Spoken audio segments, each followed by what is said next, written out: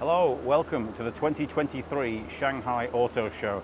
This show is going to be even bigger than the Guangzhou Auto Show that we filmed earlier this year. It's probably the biggest auto show in the world, especially in terms of new launches. And as you know, the Chinese market is growing incredibly rapidly. The technology is advancing so much.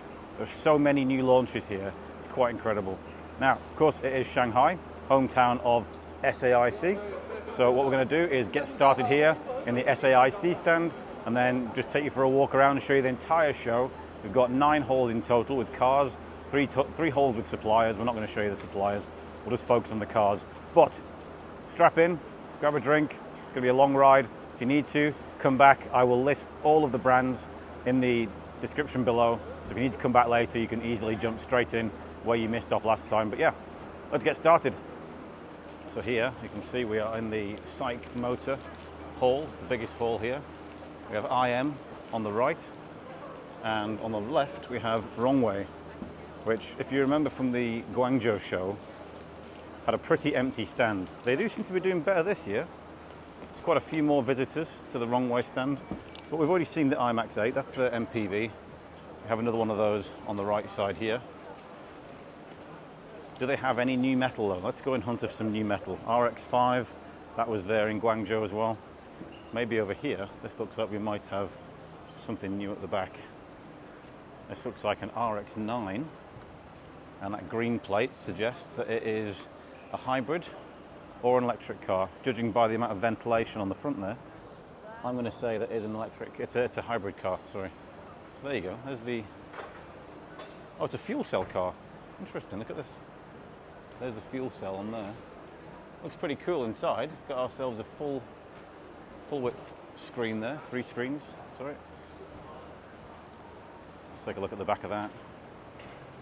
It's all right actually, look at that. So I wonder what kind of fuel cell they're using. I will try and find that out and put it at the bottom of the video. Not bad actually. Good to see they're doing something. That looks like another one over there. Although this one's called Ultimate, so this one probably isn't a fuel cell. This one is probably a standard petrol car. Oh, there's some information about this car. 2-litre engine. And what else have we got? Let's see if we've got anything worth looking at over here. Roewe do seem to be more of a ride-hailing brand, in Shanghai in particular. They sell most of their cars here. They have got an E version of the RX-5 there. Give you a quick look inside this. I might as well give them some time because we didn't give them any time last time. That looks fairly nice there. Got a cool little gear selector there, isn't it? Very interesting.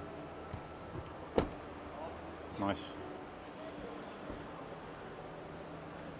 So yeah, that's pretty much Roewe. Or well, it's spelled Roewe in English writing, but the pronunciation in Chinese is Roewe. Here's another standard RX-9. So this must be their new car. Now what I'll do is I will go over to I've got it on the left side of the hall, and then we'll come back down the right side of the hall to IM. So now we've got Rising. Rising are one of their electric car brands, so they have battery swapping capabilities. In Guangzhou we saw this one, the R7, which is a coupe SUV. We will be getting a drive one of these very soon, so keep an eye out for that. But since then, they've launched, let's find the clearest one to have a look at, this one, the F7. The F7 is obviously a sedan. This one's in quite an interesting paint colour.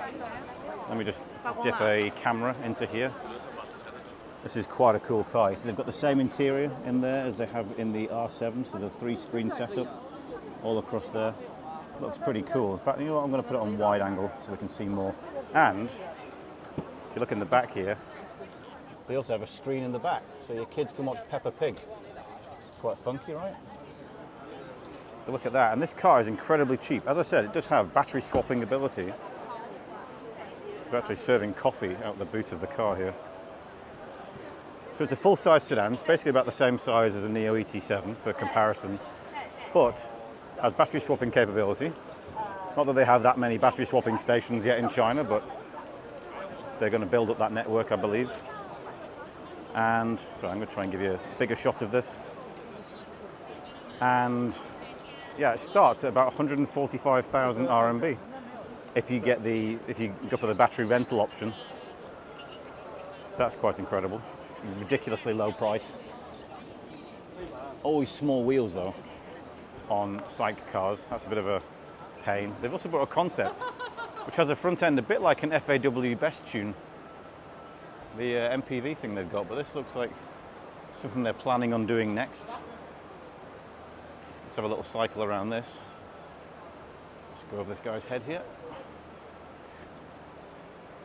So I can zoom in for you. Can we zoom in? No, we can't, okay. Maybe we can if we do this.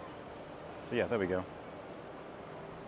That's pretty cool. Not really sure what they're trying to showcase with this. Doesn't really look anything like any of their other cars. But it does suggest that they're going to be going towards a SUV style in future. Now what you'll notice, there are no LiDAR units. This one actually does look like it has a LiDAR unit up there at the top. The other cars don't have LiDAR units yet. Here's a pretty clean F7 I can go and show you over here because there's less people around it. So what do you think of that? That's a pretty good looking car actually. It's got hints of MG about it. We'll see those in a minute actually.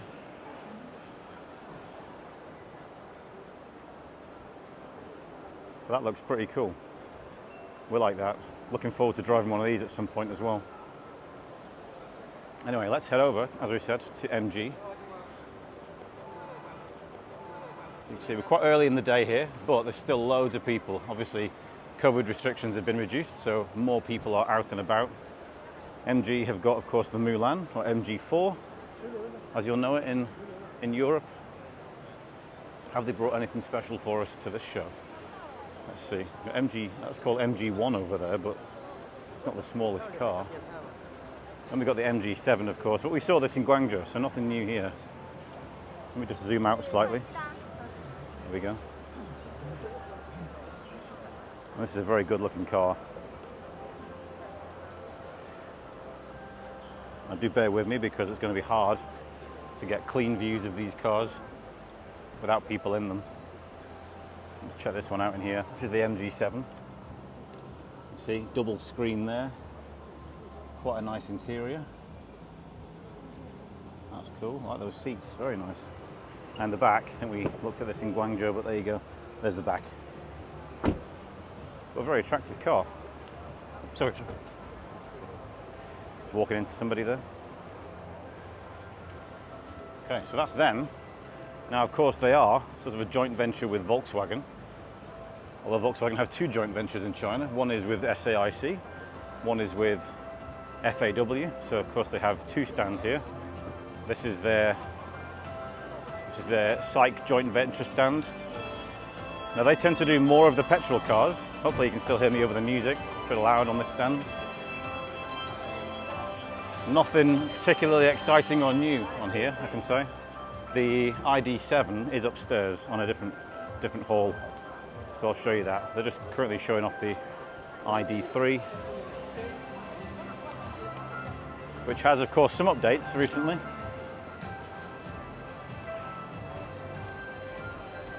Looks a little bit tidier at the back, maybe, than it did before.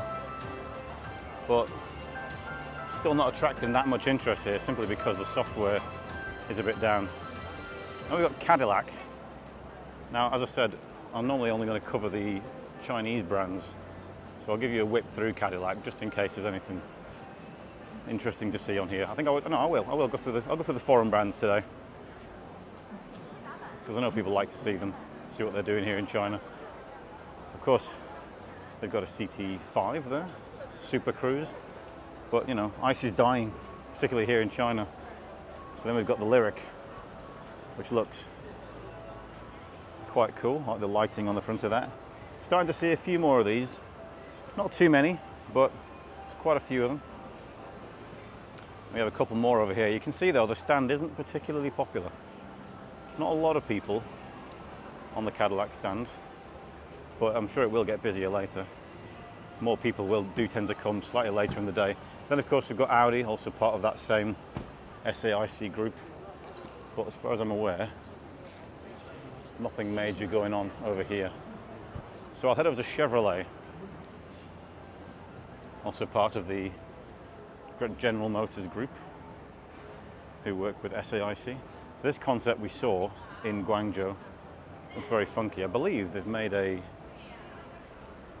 almost a real version of that car. I've seen it on a poster, but I can't see it on the stand anywhere. As again, you can see, not a great deal of interest over here at the moment. This one looks, a Chevrolet Zeekr, that looks a bit like a sad Nissan Qashqai, like the back end of it's fallen down a bit.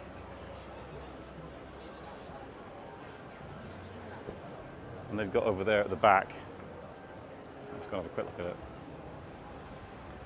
It's got the Chevrolet Blazer. I'm not sure you can buy it in this spec, but I'm sure you can get it kitted out with lots of stuff from Taobao. This is the, I'm not sure what this is the Blazer. That looks fairly cool. Pretty neat, but it's not an EV. Therefore, I can't see it being a massive seller, at least in the big cities. We'll have to see about that. Let's cruise down the left side of the hall, or the back side. That's quite cool. They've got a virtual, what would you call it? Gold hand floor? I don't know. But yeah, where you put your hands on the floor and sort it out. Of course, we've got the Buick MPV, the Century MPV. Again, that was in Guangzhou. I do like that. I've seen a couple more of them since. Not too many though. That's the standard GL8 Century over there. That's the Avenir version. Sorry, that's the very fancy one. Oh, hang on, it's a cutout, so you can see the inside of it. So they have loads of room in the back seat there. That's quite cool. Okay, we've got a Pro GS here. This looks like something that would do well in America. Probably not so well over here. Oh, they do have the Buick, I believe it's called is it the EL5 or the E5? It's the E5, there you go. So this is their new car. This is an electric car. And it looks pretty neat actually. Not sure I like the grille so much, but it does look pretty neat. It looks pretty neat out the back as well.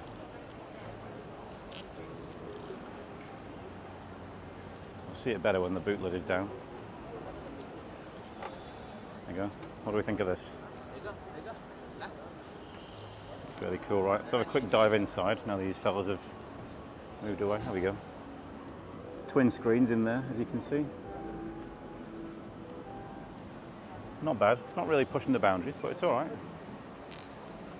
And there's a standard GL8 there, the old one, which I believe you can still buy. They brought this, which is Electra X. Of course, that was in Guangzhou as well. Looks even better every time I see it. Really hope that they actually make that car. And yeah, I mean, as you can see, not super popular. Not loads of people here. Buick used to be absolutely crushing it in China. Well, they don't seem to be doing quite as well anymore. Here's that E5 again. It's obviously their big deal because electric cars are the ones that are really claiming all the headlines in China. Now, a brand that we didn't see in Guangzhou is Maxus, another SAIC brand. They have brought a new car, the MIFA 5, I think. This one is the MIFA 9 MPV. I mean, it's pretty dramatic. Look at those lights on the back of there. Look like some kind of Deadpool logo, Spider-Man. This guy's going to give us a nice tour of the back of the car now. So that's cool. Let's have a look in there. Big luxurious seats in the back. He's going for the third row. That's pretty cool. And as you see, we have, I think here, little screens in the armrests so that you can adjust your chair. We've also got screens on the back of the chairs in front there as well. And that is the front there, full width dashboard, looking pretty cool. It's not a bad car actually. And here is the MIFA 5. So this is a small version. It's also, I assume, electric. This one doesn't have sliding doors. It's got for normal doors. Let's have a quick look in here. So as you can see, it is a 7-seater. One of these seats is folded pretty much flat there. That's good. Nice. Let's switch around to the front. just a single central screen. So this one does feel a bit less luxurious and a bit more basic. But there's a wireless charger over there, although you can see the wireless charging pad has slid off, so that needs attending to. Is it electric? I mean, it's got a green number plate on it. Yeah, I mean, that's full electric to me. Look at that. The grille is totally closed. These are not holes. So another electric MPV from Maxus. Pretty cool. You've also brought an MPV. Oh, hang on, what's this? You've also got a MIFA 6. MIFA 6 SUV. Not sure when they came out with this. Looks all right. Well, actually, no, it doesn't. It looks absolutely horrible. But got a tall screen in the middle there, and have a look at the back. It is a 6-seater though. Swoop in here. Got 6 seats. Is the back any better than the front? Nah, not really. Got another MPV here. This one looks more like the Buick. It's a G20 Plus. Clearly a petrol car. You can tell by the grille. And up here at the back, they've got a pickup truck. Pickup's getting, that's enormous actually. That's really big. Pickup's getting really popular here in China. Starting to. Trying to avoid getting this guy's photograph. Cruiser on the back of him.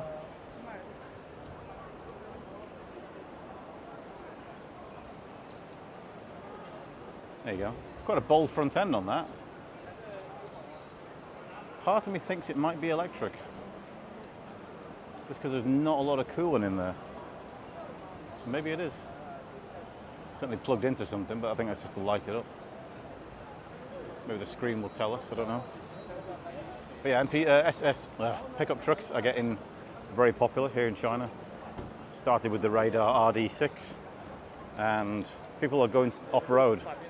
And this kind of thing is also what people might start buying. Which is kind of a house on wheels. It looks like a truck. It's really all driven by a kind of a new wanting to live outdoors or wanting to go outdoors lifestyle. It's more adventure based now. People want to go and do interesting sports like paddleboarding. So adventure vehicles are getting popular. Here's another one. And Maxus, of course, sell in many Western countries, so they've also got a pretty decent foreign market as well. Let's end this haul over at IM.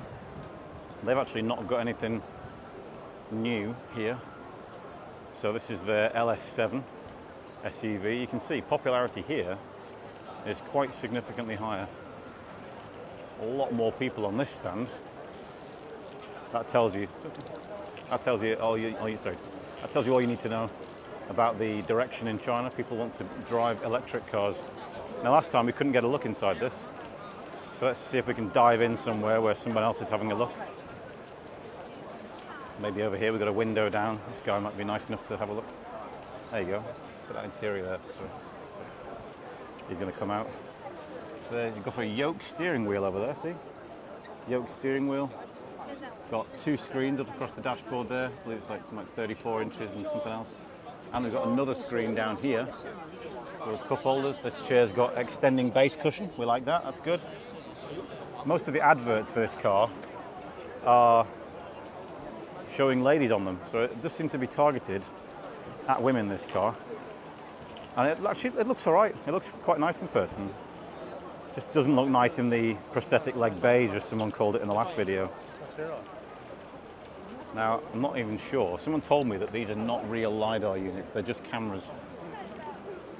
So I'm gonna have to confirm that. But yeah, this is a hive of activity around here. Oh, they've also got the LEDs down there, a bit like on, well yeah, same as on the L7. That one looks like it does have a LiDAR unit up on the roof, so we've got 3 units up there. So maybe the middle one of those is a LiDAR. Maybe the 2 outer ones are LiDARs, I don't know. And we got a sporty version of the LS7. This is such an attractive car. I like this. It looks really good. Okay. Just before I go, I will show you the prosthetic limb beige colour.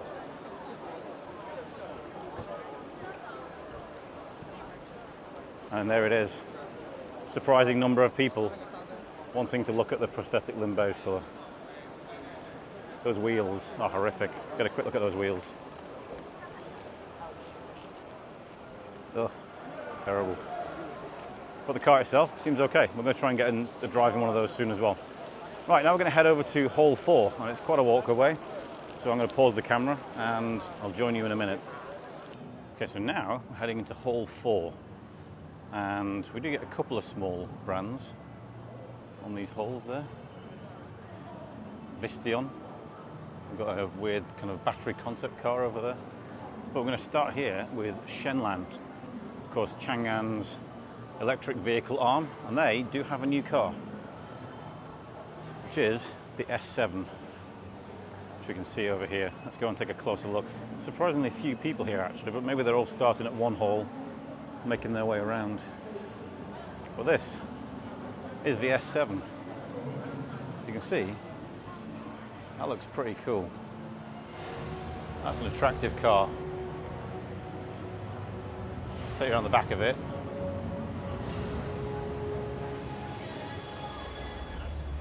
Looks a lot like the L7 around the back. Sorry, the SL03 even. Here's the interior though. See that, we've got a TV in the that's quite cool. Got a TV in the, tell you what, let me try and find you another car with that in. Tell you what, no, I'll move to the SL03 first. This one doesn't have it. They've got a big screen in the centre there, and one down here.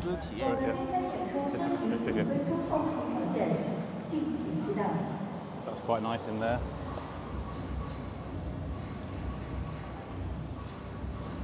These have quite lovely seats actually. These are quite comfortable.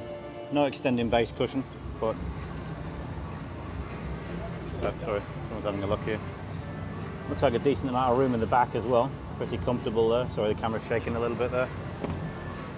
This is the SL03. There's a wall behind me, so I can't get further away than this. But that's cool. Let me go and show you that other. No, there's still people sat in it. I'll find you another one over here. This car isn't that attractive from the back, if you ask me, but it looks great in white. Looks really good in white. People sat in all these cars. Maybe this one over here. We get a chance. Is there a chance in this one over here? No, this one's locked. That's kind of annoying. I don't know why people put locked cars on stands.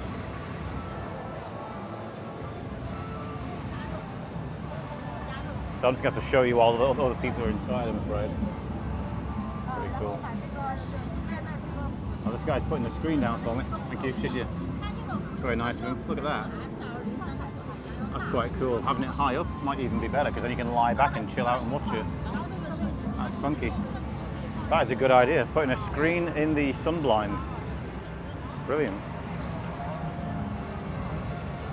So there it is, the S7. Now we're going to go down the right side of this hall and come down the left. As you can see, fairly popular over there.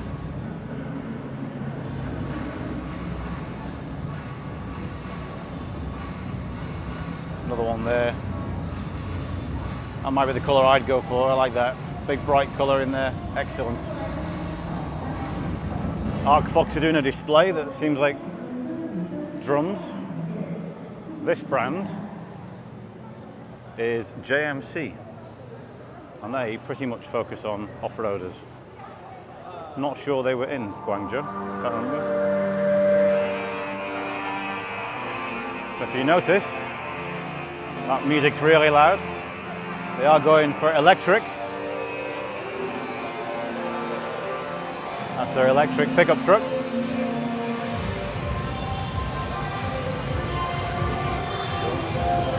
Hopefully we don't get much more of that music, because that is going to be quite annoying. Try and cover the microphone a little bit. It's insanely loud. Hyundai are going big here. Look at the size of this stall. Not too many people, but they brought a lot of racing cars. Look very cool. And an N-line version of the Elantra, which you'll notice looks a lot like the MG7, but the Elantra came first. That's quite cool. They've also brought an Ioniq 6 over here.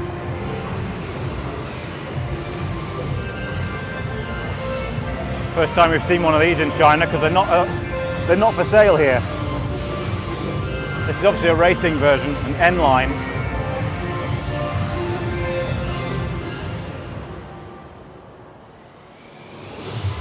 It's my first time seeing one of these in person.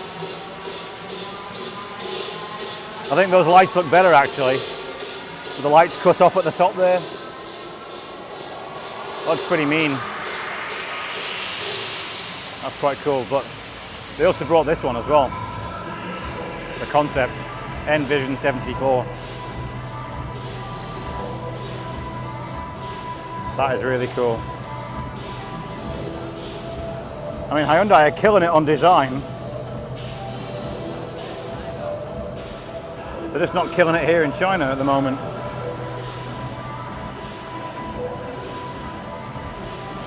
Take you around the front so you can see this.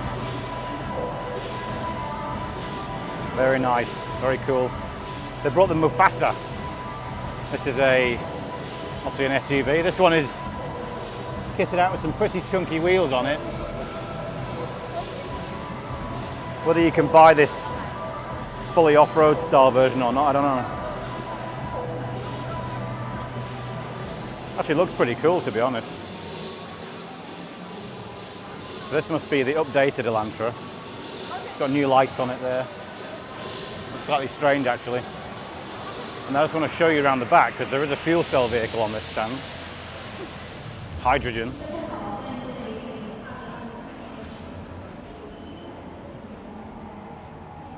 See, they've got a battery platform there, EGMP. But this car here, the Nexo, this is Hyundai's fuel cell vehicle. As you can see there at the bottom. Quite like the lights on this, they're quite cool. How many of these they'll sell, I don't know. Apparently the only place really to get hydrogen in China is Chongqing, where they have 4 hydrogen charging stations. Now this is interesting. Palisade, it's been done up in this kind of popular style in China now with 4 seats. Look at this. So beautiful interior in there. Lovely sort of two-tone brown and white. Big screen up the top. A lot of physical buttons down there. Don't see that very often anymore, do we? But check this out. Look at the back. We've got a lot of boxes in the back here for storage and stuff. So I'm not really sure how far you're going to be able to recline that. Seems to have been pushed quite far forward. They've got a big TV screen up there, big monitor, and a screen here in the middle. Some more controls down there, some very small cup holders. They would not work in America. Not a chance. Oh, it kind of feels like a budget luxury car. Oh, actually, look at this. We do have a sort of lighting you sometimes get in a sauna. To be honest, it feels a bit like a sauna here in China currently. Well, in the show. It's really Tuesday was horrible. 33 degrees outside, and it was like a roasting house in here.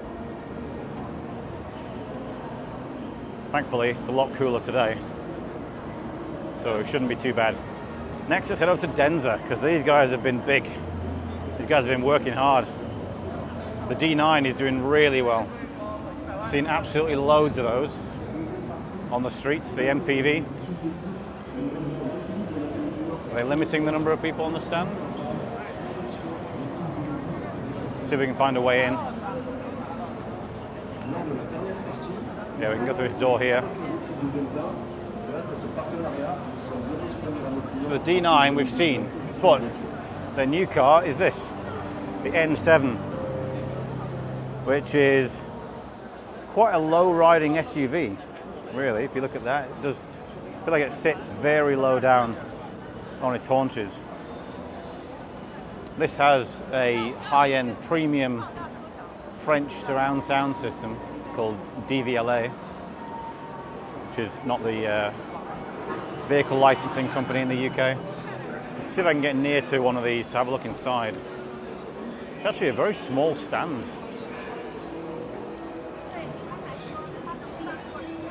Is this the only one? It feels like this is the only one. I might have to try and get a bit pushy here. Martin Brundle grid walk style. Let's see if I can just put it on a closer zoom. Hang on, I need to try and find a way around this fence that for some reason they put on the car. I don't know why. Oh, look at that, they've got a thing down there I can't stand on. Sorry, this isn't going very well. Let's just dive through here. Just want to stick the camera in there. Sorry.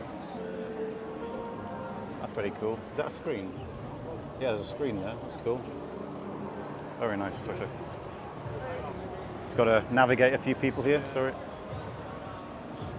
Let's go in the back here. What I'll do is I'll turn the camera around so you can see the full dashboard there. That's pretty cool.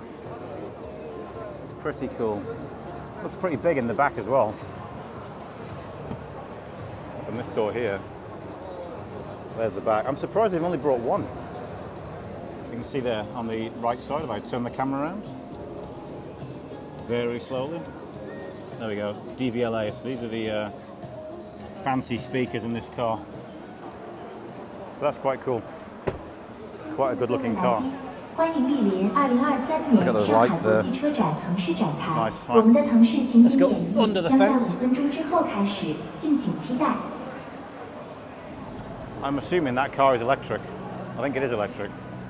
Maybe they'll offer a hybrid version as well. So it's the N7 D9. They're going to bring out cars with every letter of their name. So there'll be a D, an E, an N, a Z, presumably, and an A. We've seen the D9 before, so I won't show you too much about that. Nice little screens in the armrest though. We're going to get to drive one of these pretty soon. So keep an eye out for that. I'll dive off that stand. I'm not going to cover this Volvo stand because they have another one, but I will dive straight across it. They've got another one that's more interesting than this one. Dive straight across. It's a Smart, because these guys launched their new number 3 this week, and it's pretty cool. I'll take you to the blue one because that one looks a bit nicer than the beige one they put on the stage over there. This car will do 0 to 100 kilometers per hour in just 3.6 seconds in Brabus form. I'll show you the Brabus one in a moment. There you go. I actually think this looks pretty decent, to be honest. I was watching this being unveiled the other day and I thought, I like that.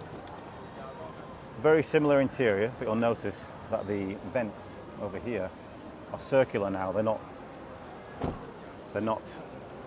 oval as they were in the Smart number 1. Check out our review on that in the top corner. Back end's got a decent amount of space in there. Of course, it's based on the SEA platform, same as the Smart number 1. Oh, another interesting fact. It will do the elk test in about 82 point something kilometers per hour, which is bloody rapid. I think that's possibly the fastest car that I know that is an ordinary car on the elk test. But here's the Brabus version. You can tell by the fact that it's luminous orange. It's got a few more silvery bits on it. That's pretty cool. Admit it, that looks ace. Very funky. So yeah, super fast car there. And Mercedes got ourselves a big stand over here. Not that big, to be honest. Oh no, actually it is a bit bigger. There's more at the back. Let's just see what we've got over here. We know enough about Mercedes already, so we don't have to go into the other cars. But they have brought their Maybach EQS SUV. Give you a look at that over here. Got that big, ugly grille on the front there. I'll give you a bit more zoom on this. Cruise around the side a little bit.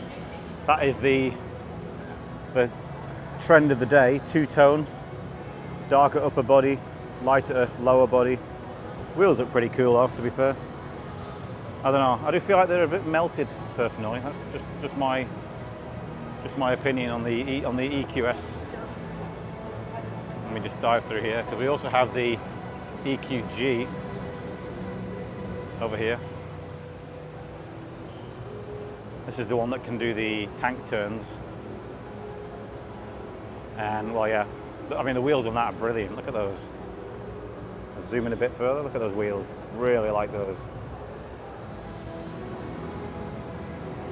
I mean, this car's at least got some character. As this one, yeah, just doesn't really feel the same. Who knows, maybe it'll turn out to be a legendary car at some point in the future. They've also brought out the EQE SUV over here.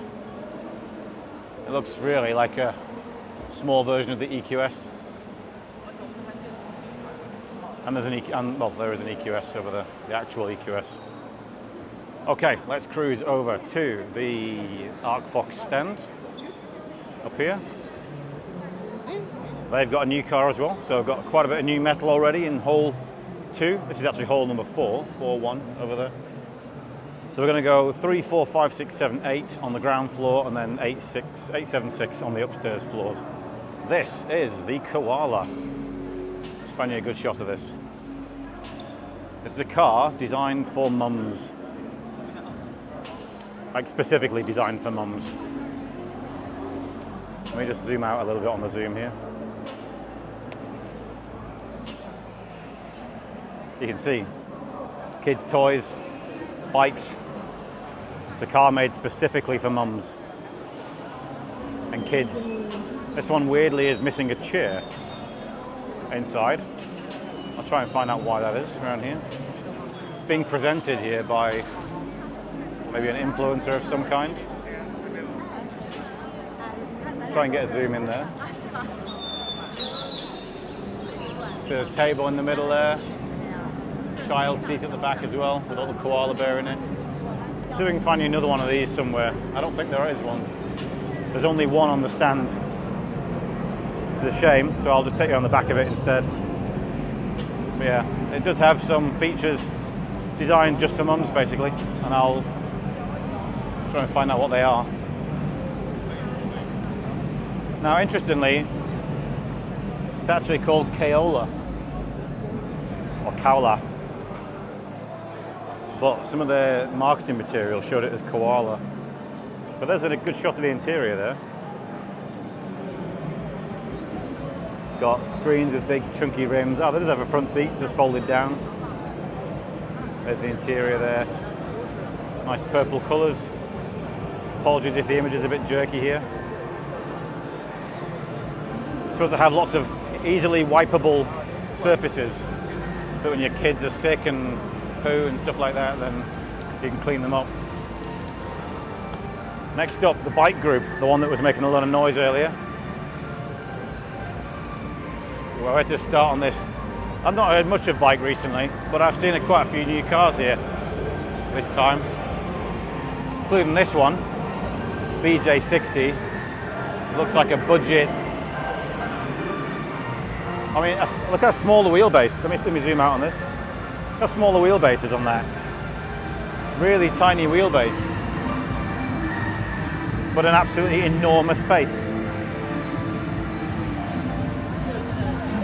I believe it's electric, but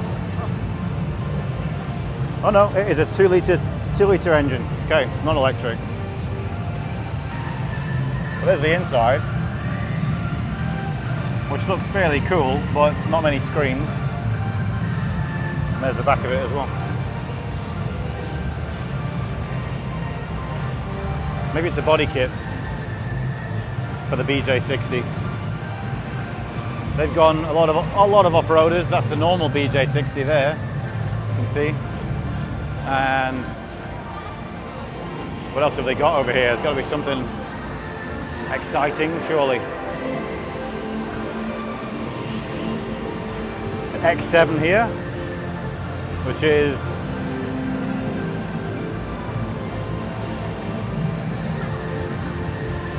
not sure if that is an electric car or not.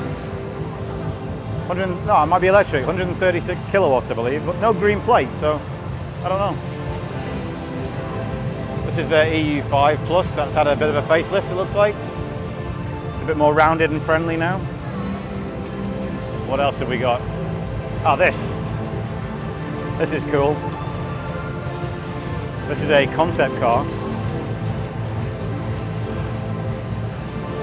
Kind of a beautiful idea of what an interior could look like. Interesting little kind of Philips Hue mood lamp down there at the bottom. Some guys pressing the buttons in the doors here. Got lights in the doors there. Luxurious back seat. A bit too zoomed in here. That's pretty funky actually.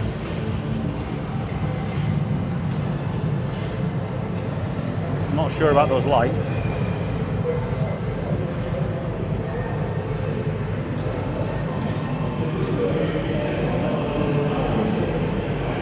I do like the wheels.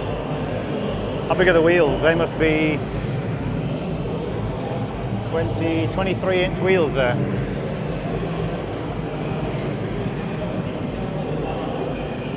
That's all right. Maybe they're going to go for a luxury sedan. Everybody's going luxury in China. And oh, we do have a koala over here. A Aeolus, sorry.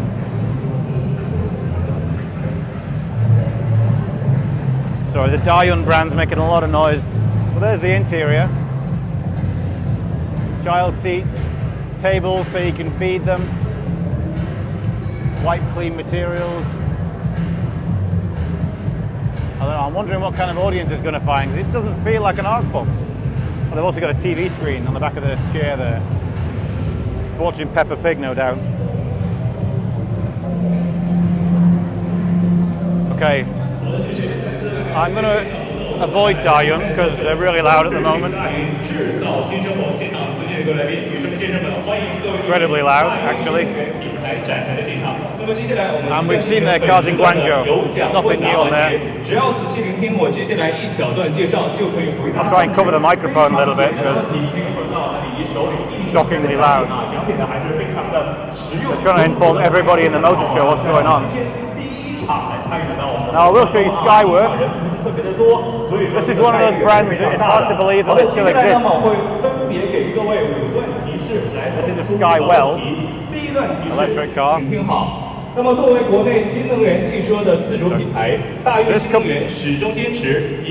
This company makes TVs.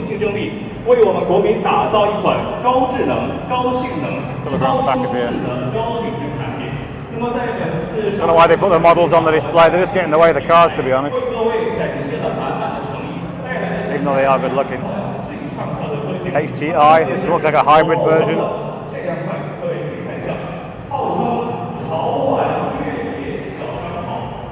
Squeeze through this gap here.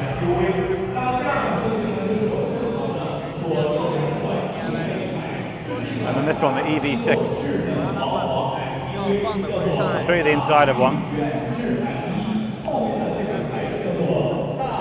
That's the inside there. TV screen.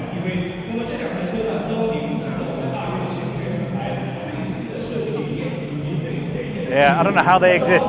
We very rarely see them. Very rarely. But anyway, it's time to escape room 4 because I can't hear anything. So let's go to room 5. I'll see you in a second. Okay, here we are in room Hall 5.1. We've escaped the loud noises, for now at least. This is the Toyota Boshoku stand. They do seats, batteries, all kinds of stuff. I think they are related to Toyota in some way, but not 100% certain how. They also do a wheelchair-friendly car there. It's a concept, of course, but they're getting a full demonstration. We've got Jetta. The most interesting thing on the Jetta stand is this, which is an old Jetta. with the wheels done up. Isn't that cool? This brand would be twice as interesting, honestly, if they just made an electric version of this. Of course, they have no electric cars. They've got this, which is basically a Tiguan in lamb's clothing. This, which is like a kind of a Volkswagen Polo saloon, also in lamb's clothing. I mean, they suit a budget audience and they provide cars for that, but how well they're doing, I don't know. Feels like a bit of a easy way out for Volkswagen, really. Audi has a very popular stand. That car is enormous. e-tron GT. Based on the Taycan, basically. They've also brought the, I think it's called the Grand Sphere concept, this one? Urban Sphere, sorry. I mean, to be honest, that looks pretty cool. I would love to drive that. Feels more like an MPV than an SUV because of the one-box styling. Let's just go around these people here. See if we can zoom in a little bit. Not on the cleaner. Cleaners are always everywhere here. I mean, how dirty can the stand be? No one's been going up there. Oh, it's pretty cool, actually. I do like that. Other than that, what else have they got that is new? We're looking for new things. We have. I mean, they're still not doing that well, but I mean, they're giving it a go. Oh, hang on, this is cool. We have an F1 car. But first, I'll show you this car here. It's a Q5 e-tron. Again, just feels fairly. Hello. Thank you. And welcome to the booth. That's very nice. Kind of need to do that, really. Well, this, of course, 2026. We're going to be entering Formula One. This is the show car, so the reality is it won't look anything like this. Well, it might look similar. Depends how much they change the regulations, but the statement of intent for China exhibited in the F1 car. And they got a Q3 Sportback, which is just an ordinary car with a coupe-like tail on it. I think that's pretty much it for Audi. Nothing particularly exceptional on here. Although this luxury version of the A8L does look pretty cool. That is the very definition of Luxo barge. It's called A8L Horch. Down there, Horch. No idea what that means. I'll have to check that out for you. It's almost like it's a custom version of some kind. Okay, that's us done with Audi. Let's head over to Geely, because they have a brand new product line, the Galaxy product line. Are they blocking people off their stand? Because it looks like they're totally empty.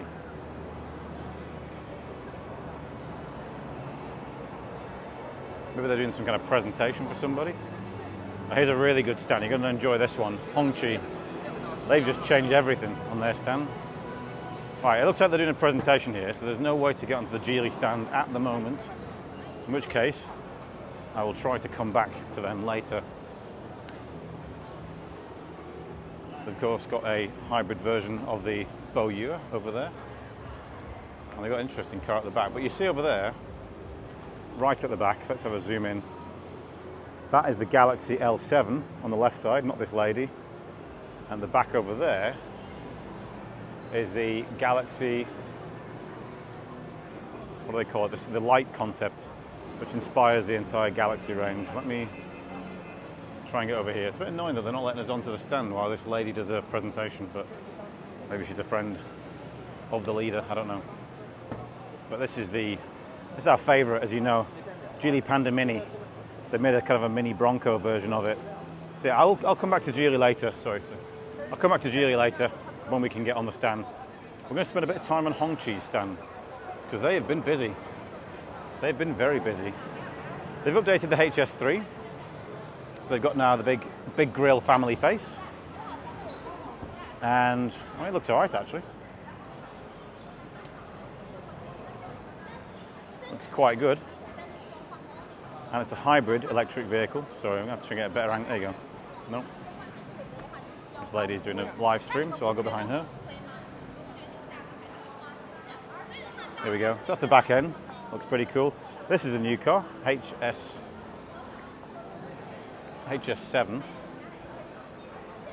This one is a 7-seater. Or is it 6? It's like 6. No, 7. We can get someone in the middle there. There's the interior. Got a big screen in the center there. So that's quite cool. I'm sorry. And I'm going to go in this special room shortly to show you something. If we can get in there. This is the HQ9, and this car is very much. Let's just zoom out a little bit. There we go. So this is the highest end edition of the HM9 MPV, and I'll put it onto wide angle so we can go and have a look inside. But you'll see in the front here, got the red interior, this interesting pattern across there. But most importantly, if you look through the back there, so we have luxury seats, 4 seats, and if I come through here, you'll see we have a TV screen in the back, and down here, champagne at the bottom, which is cool, and also little glasses down there in this little drawer. So a 4-seater MPV, very luxurious as you might expect, and it still has space in the boot as well. It's cool, right? Now I'm going to nip over to the back of the stand here, because the H5 was launched previously, and the H6 is the coupe version, like a Passat CC, that's over there. But we also got the launch of the L5, the updated L5. Here's the President's car, and that needs a wide angle view because look how big it is.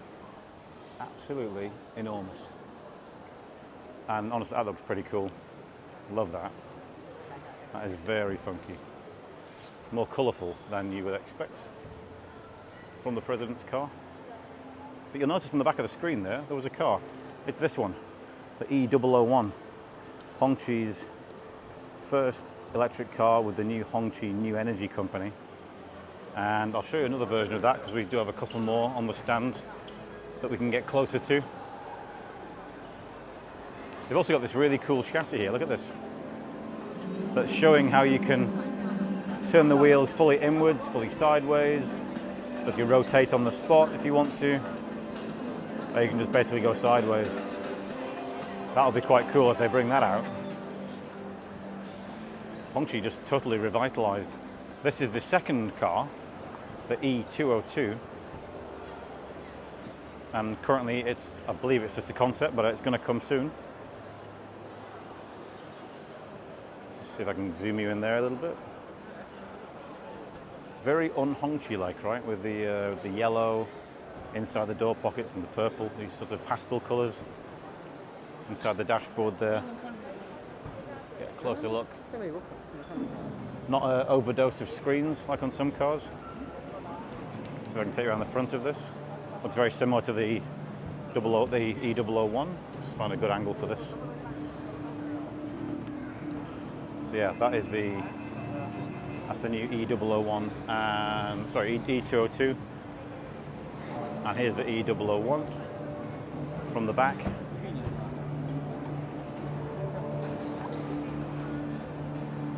Sorry, just trying to find a good angle of this car.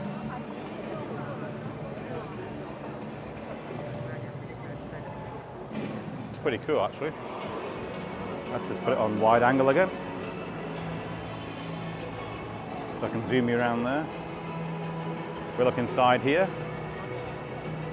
Interior is very similar to the E202 concept.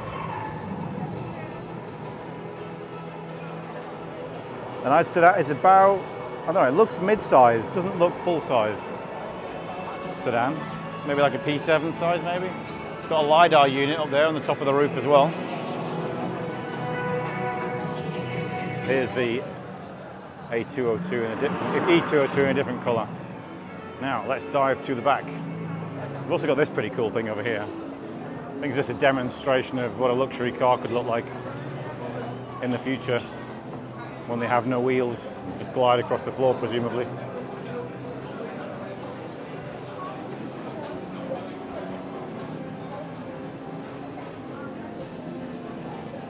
Feels like it takes a long time and is slightly unnecessary. If you want to get in the car in a rush, you've got to sit there and wait until your chair comes back to the normal position. But yeah, they've refreshed everything. Everything now has the full Hongqi face, except this thing, which is the old looking HS7 with the old grille. Now let me see if they'll let us into this fancy room at the back, because they're not letting everybody in. But I do want to ask if I can get a quick run around the car. Oh, there's a queue in here, so I'll show you through the window, because I'm not going to queue. So I can take you around the side here. I'm only showing a few people at a time. I did get in here the other day. I'll show you some photographs on the screen. That thing has got 24-inch wheels, and the white lines around the C-pillar over there, they actually all light up. That kind of webbing style pattern, that all lights up. It's a 3-seater concept for an idea of the future that we may one day see. If you look down here, we have a H9 Plus. It's the fancy version, but we did see this in Guangzhou. Next up, are we allowed onto the Geely stand yet? Not yet. Seems there's a lot of Geely executives getting a look at the light concept at the back over there. So the door remains closed. I will come back to them, promise, because I want to show you the Geely Galaxy L7. And also a methanol car, which we've recently made a video of. Now we'll go to Volkswagen, because they do have the ID7 over here. Try and dive behind these guys there. Sometimes they move the cars around between days, so they've got a new car up there called Talagon.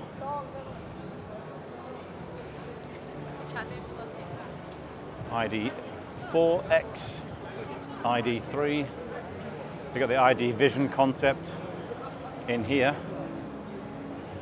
And this car, clearly, is the inspiration for the ID7, which is at the back end of the stand over here. So I'll take you over there. Just bear with me. I mean, they're still going at it. Tavern door, that's got a decent back end actually. Looks a bit nicer than their current fairly anonymous styling. Let's see how much interest they have. Of course, this is the FAW stand, so that's why it's the second Volkswagen stand we're seeing today. And okay, the ID7 is busy. Tell me people are not interested in the car. Clearly they are. But they're doing some presenting over here. Try and get you a decent angle. ID7 Vision. There is another one around the back, so I'm going to try and get you into that one. I can slide past this guy here. Just give you a look at the back end here.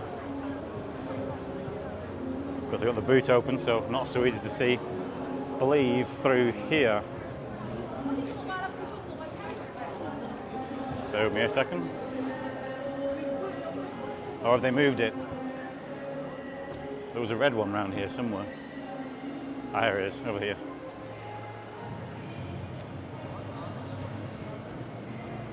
This one's a bit less busy than the other one.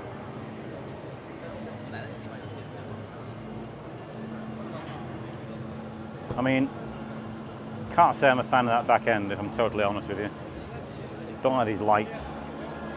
Just feel fairly dumpy. Now they just closed the door, so we can't get a look. Let me just show you the inside. The guy's going to get out, I think, in a minute. He's going to get out. There's the interior, and you see they've still got these slidey buttons here. Capacitive touch buttons on the bottom of the screen. So, it's not ideal. It's not ideal. A lot of worried executives around here. The last few days, Volkswagen sent over an army of about 100 people. And they're looking at the other local brands and feeling a little bit under pressure, I think. But it's good to know what you need to do if you want to improve. And then we've got Mazda. They're doing a display, so it might get loud over here. but they haven't got anything new. Changan Mazda, because they're made by Changan. Yeah, I'll give you an idea of what kind of shows they do at these motor shows. Interpretive dance for the CX-50 hybrid over there. I think the one on the other side is also a CX-50 hybrid.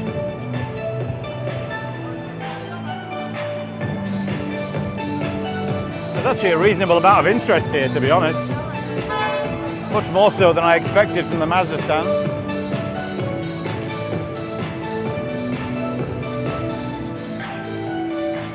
These ladies are just clapping their hands on the front row here.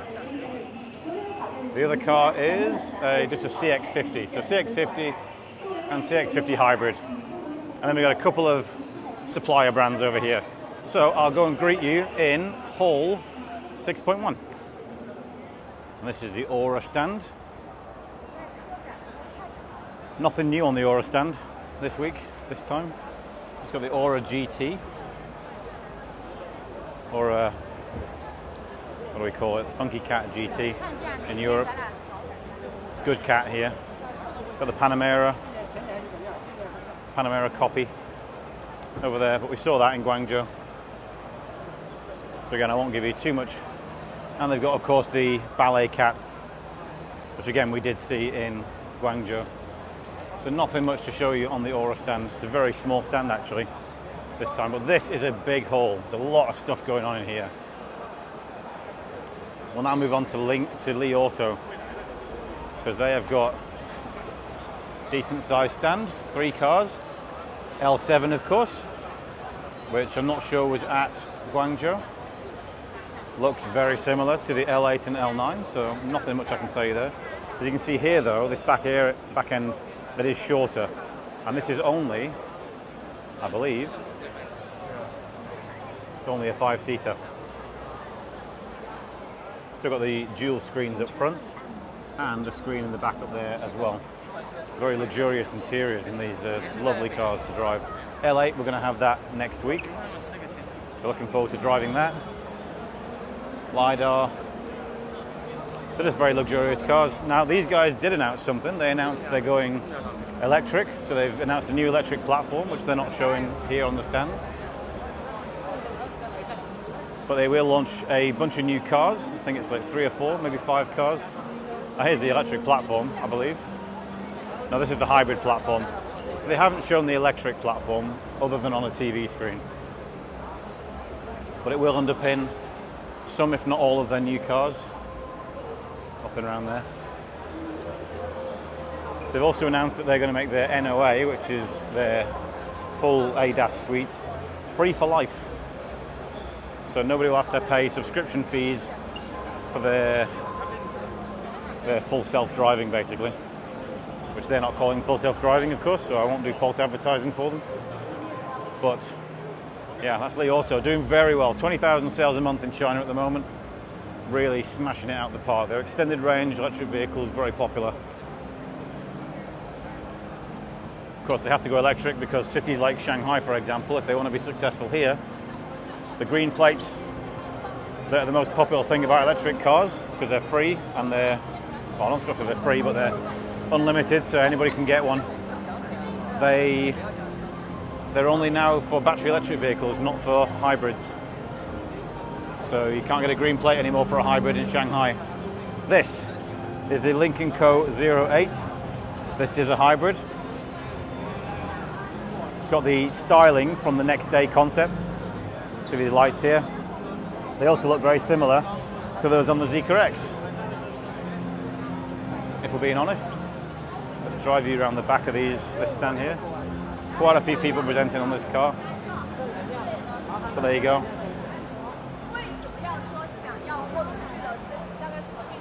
They haven't got the lights lit up here, but that's the lights there. They're pretty cool. And I'll see if I can find you a car I can look inside of, because this one's got quite tinted windows. I will show you though the next day concept, which is here. This is a beautiful thing. Big ass sedan. It's like a big piece of origami. But you see, These light details here, these are the ones that they're doing on the new cars. Got a nice run around the front of this while this guy takes a picture of the girl. Look at the lights there. Just zoom in so I'm not in the photograph. That's the lights that they've got on the new 08. So there is an 08 around the back over here. It's the new design language for Lynk Co, which is due a refresh. Let's see if we can get anywhere near the interior. That's to look at the interior there. Got a big screen, and that's the back of it. Now the interior, this car has a 96-inch VR or AR heads-up display, which is enormous. I'm very curious to see how that's going to look in practice. But that should be quite good for them, and they're going to go on a big European push as well. More European markets for Lynk Co. You're going to see a lot more of them. AITO, up here. They have not released any new cars here, but they have announced the new M9. So if you're not aware, they have the M5, which is this Porsche Macan looking thing here, which they have electric and extended range electric versions of. It's quite loud here, sorry. Try and get a decent angle on one of these cars. That's the M5, that's the electric version. There's another electric version. There's an M7 somewhere over here. It's going to be like water in these crowds. Very popular stand actually. I mean, look at it.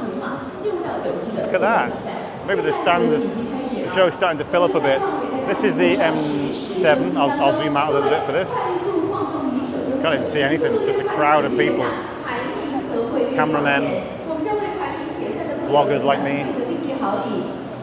Pretty plain styling, I think you'll agree. And that's going to continue with the M9, which is a bigger SUV. There's some big names in this haul, so of course, one of the biggest, if not the biggest, is NIO. And they've launched a new car here, the ES6, which I'll take you to now. There's the ET5, which is in the kind of the faded salmon color. ET7, which has been upgraded a year after its launch. There's some new tech on there, like a ventilated wireless charger, so your phone doesn't get cooked.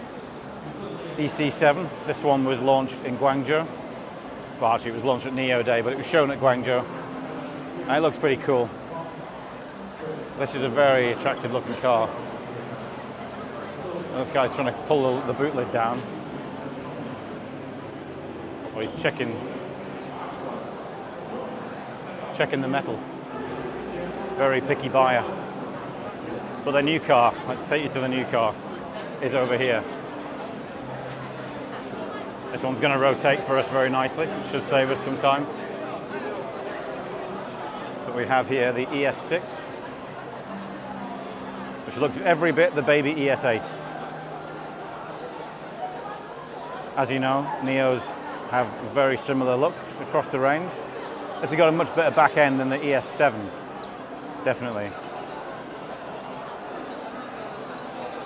So that's pretty cool. I'll just go behind this guy's camera, get you around to the front.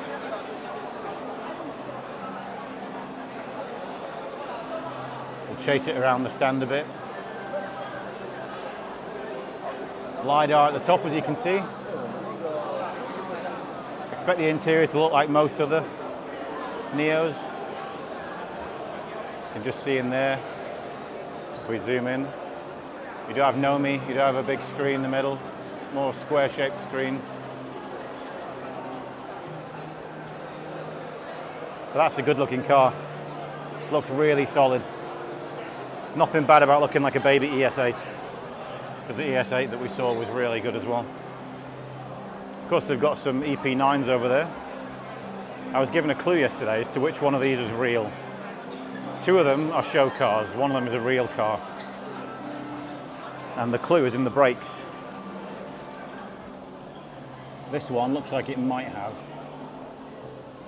No, that's got fake brakes, they're plastic brakes. It's not this one, sorry.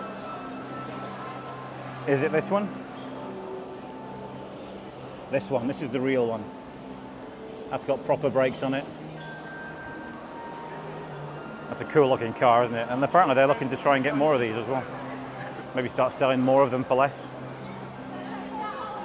This one is just a show car, I think.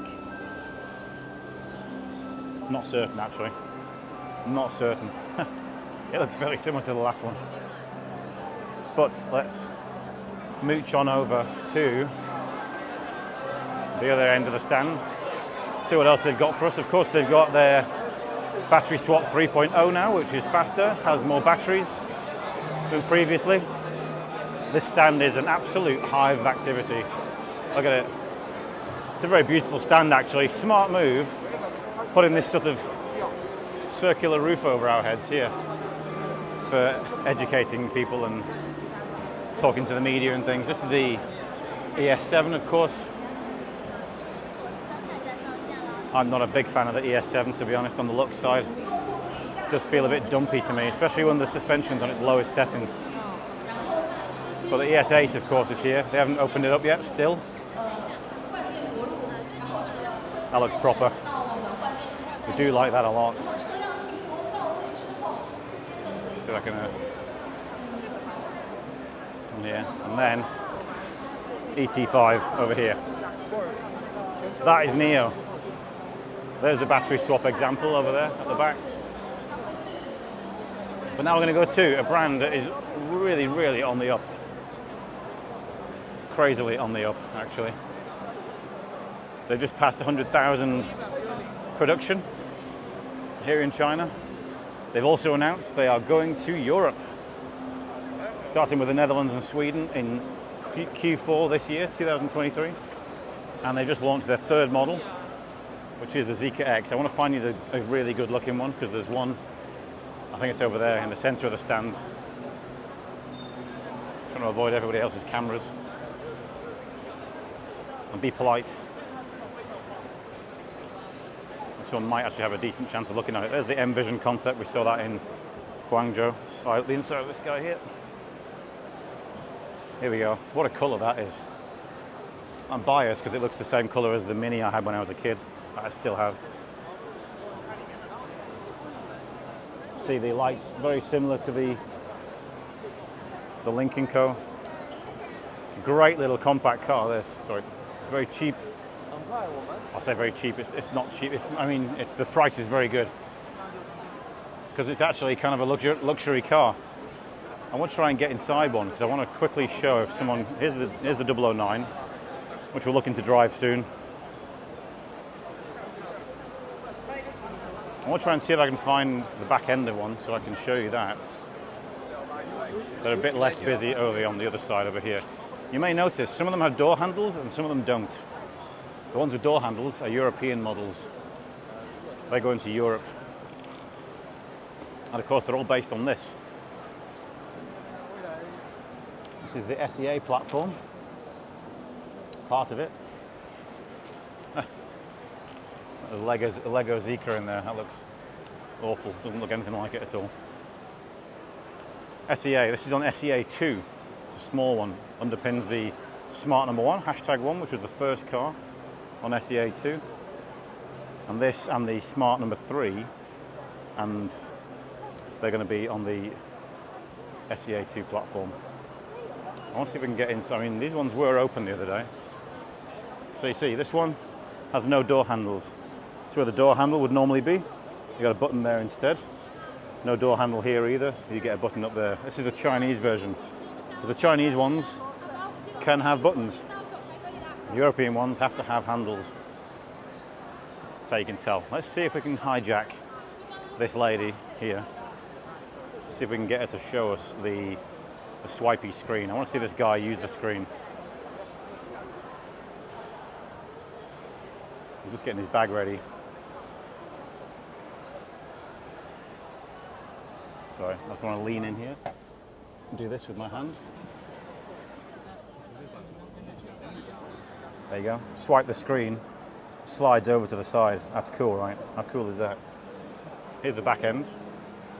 This is the 4-seater version.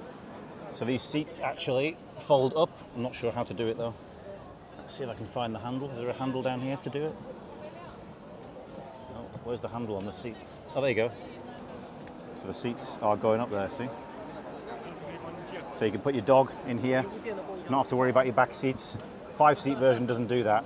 That center console, by the way, which he's just putting in, that also slides forwards and backwards in the 4-seater version, which is really cool. Really sort of lovely materials, very soft. I do like this two-tone blue and white. Let me try and give you a look at the dashboard over there. Cool lighting in there, so I've got a guy's head in the photograph. And he's putting the chair in the 0 gravity mode, which is when this will fold up automatically by itself. So he's really going to enjoy that seat there. Oh, there's a box under my leg. I'll go and find you the back of the car over here, so you get a good look at the back of it in the two-tone orange and black. So this is what it looks like normally. It's just very funky. It's really cool. Some people might not like this. I really, really do. Does this one have the opening charge port on it? Not on this one, okay. So maybe on this one over here. The charge port is massive. It's got an enormous charge port on it, but I can't seem to get one that's open. It's like a BMW art car. That's really cool. It's going to be a big seller. As you can see, the Zeekr stand is a hive of activity as well. Just like NYO over there. 2 brands that are incredibly popular here in China. Let's head over to XPeng, because they've also got a new car. This is New Metal Central here in Hall 6.1, is it we're in now? 5.1, I don't even know, I've lost count. But we'll head over to XPeng. They've got a big new model for them. Oops, sorry. Navigating people is half of the skill of doing this. Now they're going to let us onto the stand. Except the back part of the stand seems to be blocked off. Maybe they're going to do a presentation. This is going to be tough getting hold of a G6. It's going to be tough. This is a P7 with the performance, with the with the doors on. Hang on. Oh god, so many people. P7i with an updated interior. Slightly. They got a better central console, but I can't even show you. There's too many people. Anyway, let me put you on wide angle because this is the G6 here. This looks really quite cool, actually. I like this. Some people are not sure about this. I'm a big fan. Let's try and get you a good angle of it. Yeah. We can't get to the interior of this. Let me just navigate through this bit of fencing here. This was a lot easier in Guangzhou, I'll tell you that. There's an orange version over there. Let's zoom into that. Looks really quite funky. It's like an egg. Like a sporty egg. Very cool. And as you can see, there's just a lot of interest. There's huge interest around this car. This is going to sit on their new chassis, which is 2.0. Forget the acronym that they've got for it. 800 volt. Should have something like 755 kilometers of range. I'll put the accurate number on the bottom because I can't remember exactly.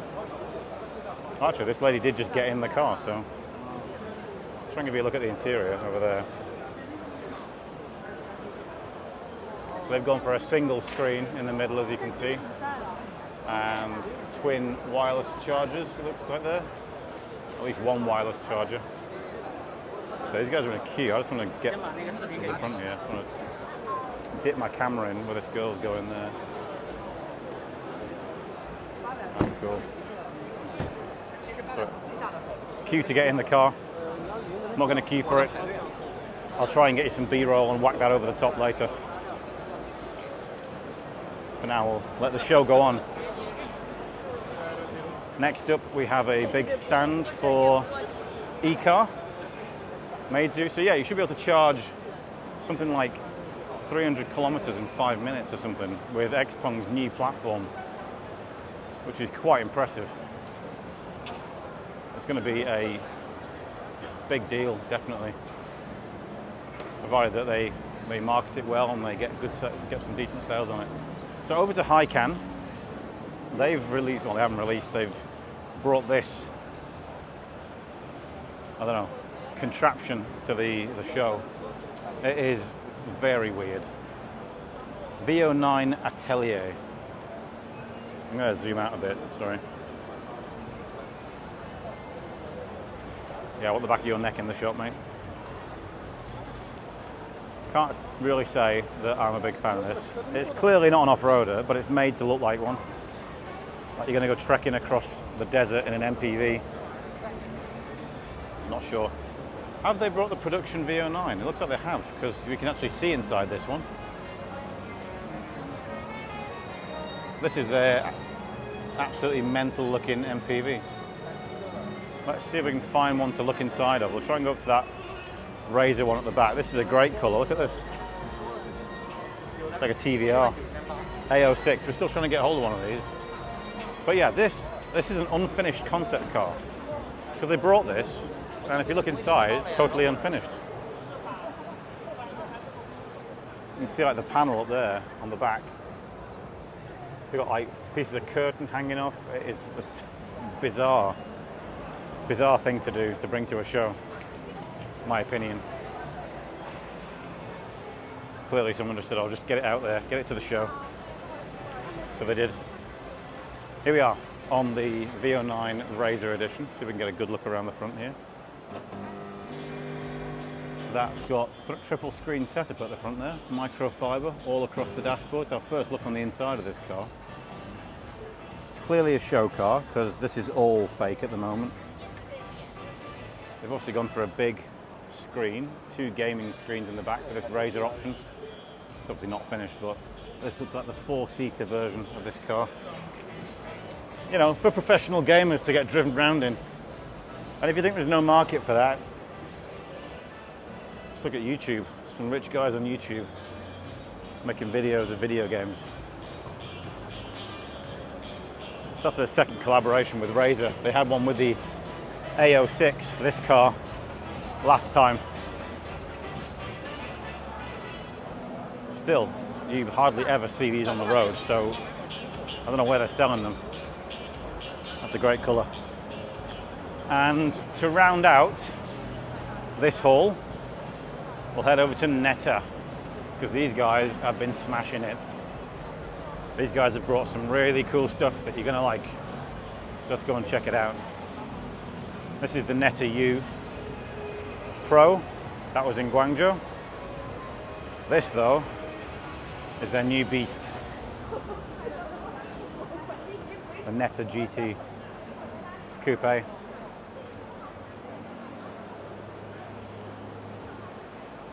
Check that out. Let's just go on the back of the car here. You can get a look inside thanks to this lady here. Let's have a quick zoom in there. Very cool. This is the first coupe in China since the Brilliance, which is great. I'm all for having more coupes in the Chinese car market. See if we can dive in, have a closer look over here where all these people taking a closer look. Let's throw the camera in there. Massive portrait screen. I'll take a sit in this later, and also in the back there you see 4 seats, but not too spacious in the back, as you'd expect from a coupe. But that's not the only thing they brought. They've also treated us to a concept car. And this one is very cool. Essentially, it's a convertible version of that GT Speedster.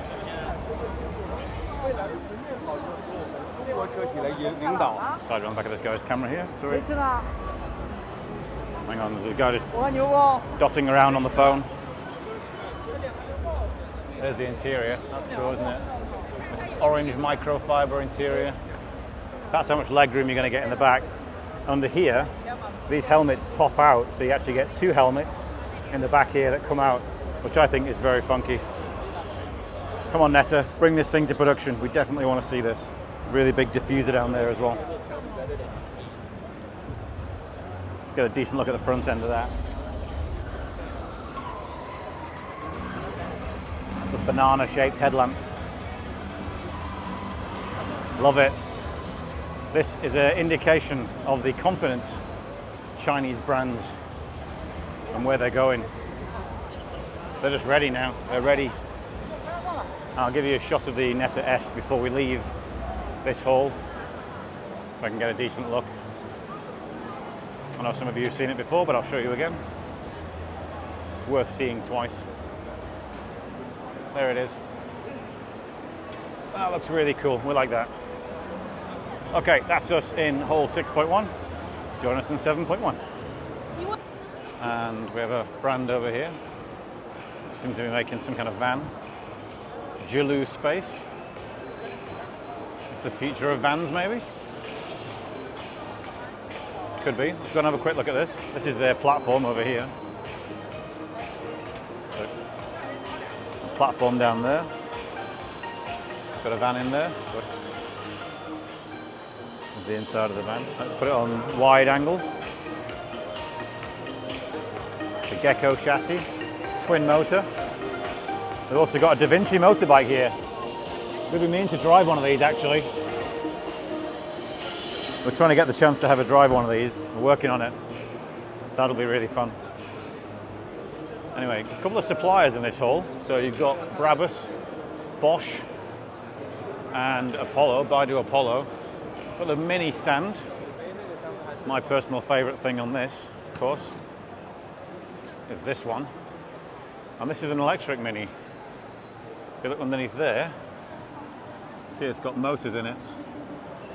It's an electric Paul Smith Mini, which is definitely the coolest thing on the stand.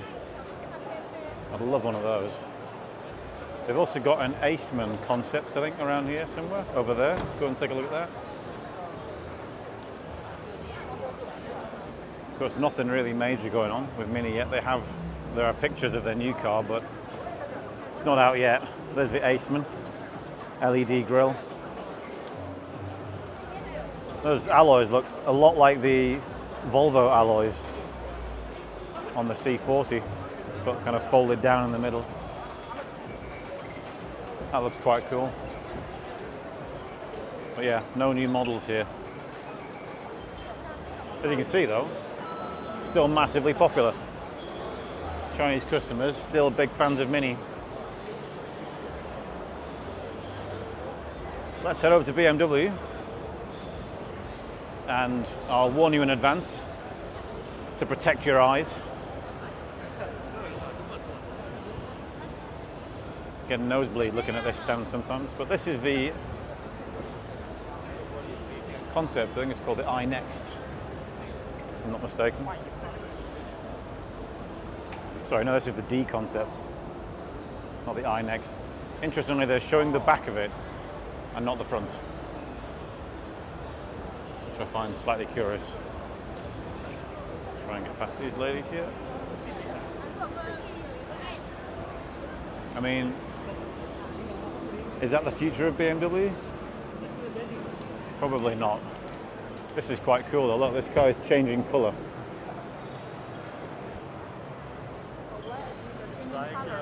Well, how you feel? How you feel?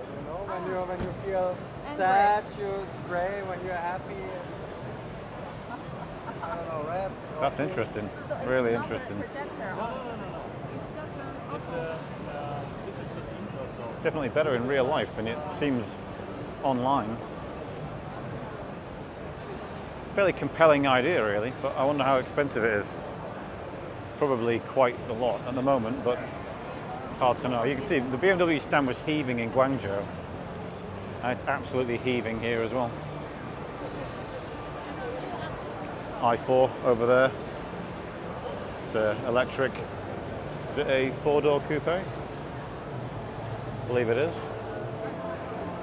Hydrogen fuel cell. iX5, they're giving that a go. Cool motorbike here actually. Sorry, not turning around. Electric motorbike, there we go. I'm all for trying electric motorbikes.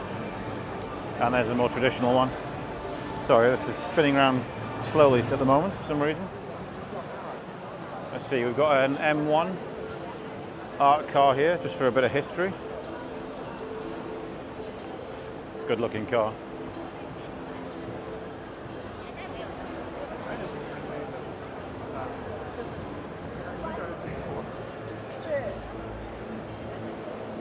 And let's then cruise around to the back end of their stand, where they have an S7 series. Sorry, this is the i7. There we go. And this is a big car, it's a huge car. Let's go back on wide zoom. Big car. But we looked at that at Guangzhou, so we won't dive into it again. Man, it's absolutely heaving around here. So many people. This is going to be a challenging second half of the video, for sure. Let's check out this XM. Cover your eyes, in my opinion. I've yet to find anybody who likes this. Apart from maybe this little kid who's taking a photograph next to me. They also, this kid's having a really good time taking pictures of cars. iX1, an electric compact SUV, fairly compact. There's an iX3, so they're now starting to get quite a large range of battery electric vehicles. Question is, are they selling any? And the numbers don't show particularly great progress in that respect. We've got the iX over there, but that's a very expensive car. But this one I think is actually made on a proper battery electric platform as opposed to a converted ICE platform. And if we cruise around here, this one I should really warn you to cover your eyes. That is the XM label red, which is a horrific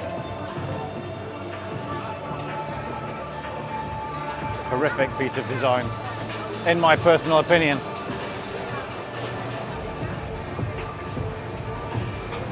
There's the interior over there.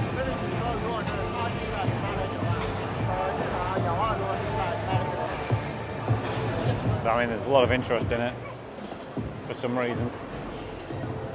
Let's look at the engine in there. Now, how do I get back out of this stand again? This was a lot easier to do in Guangzhou, it really was. I'm trying to dive through the stand as smoothly as possible.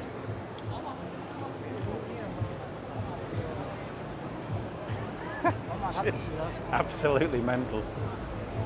X6M over here. Anything fun on this side over here? That's a cool colour, I like that. That's a very un-BMW colour, but I'm going for it.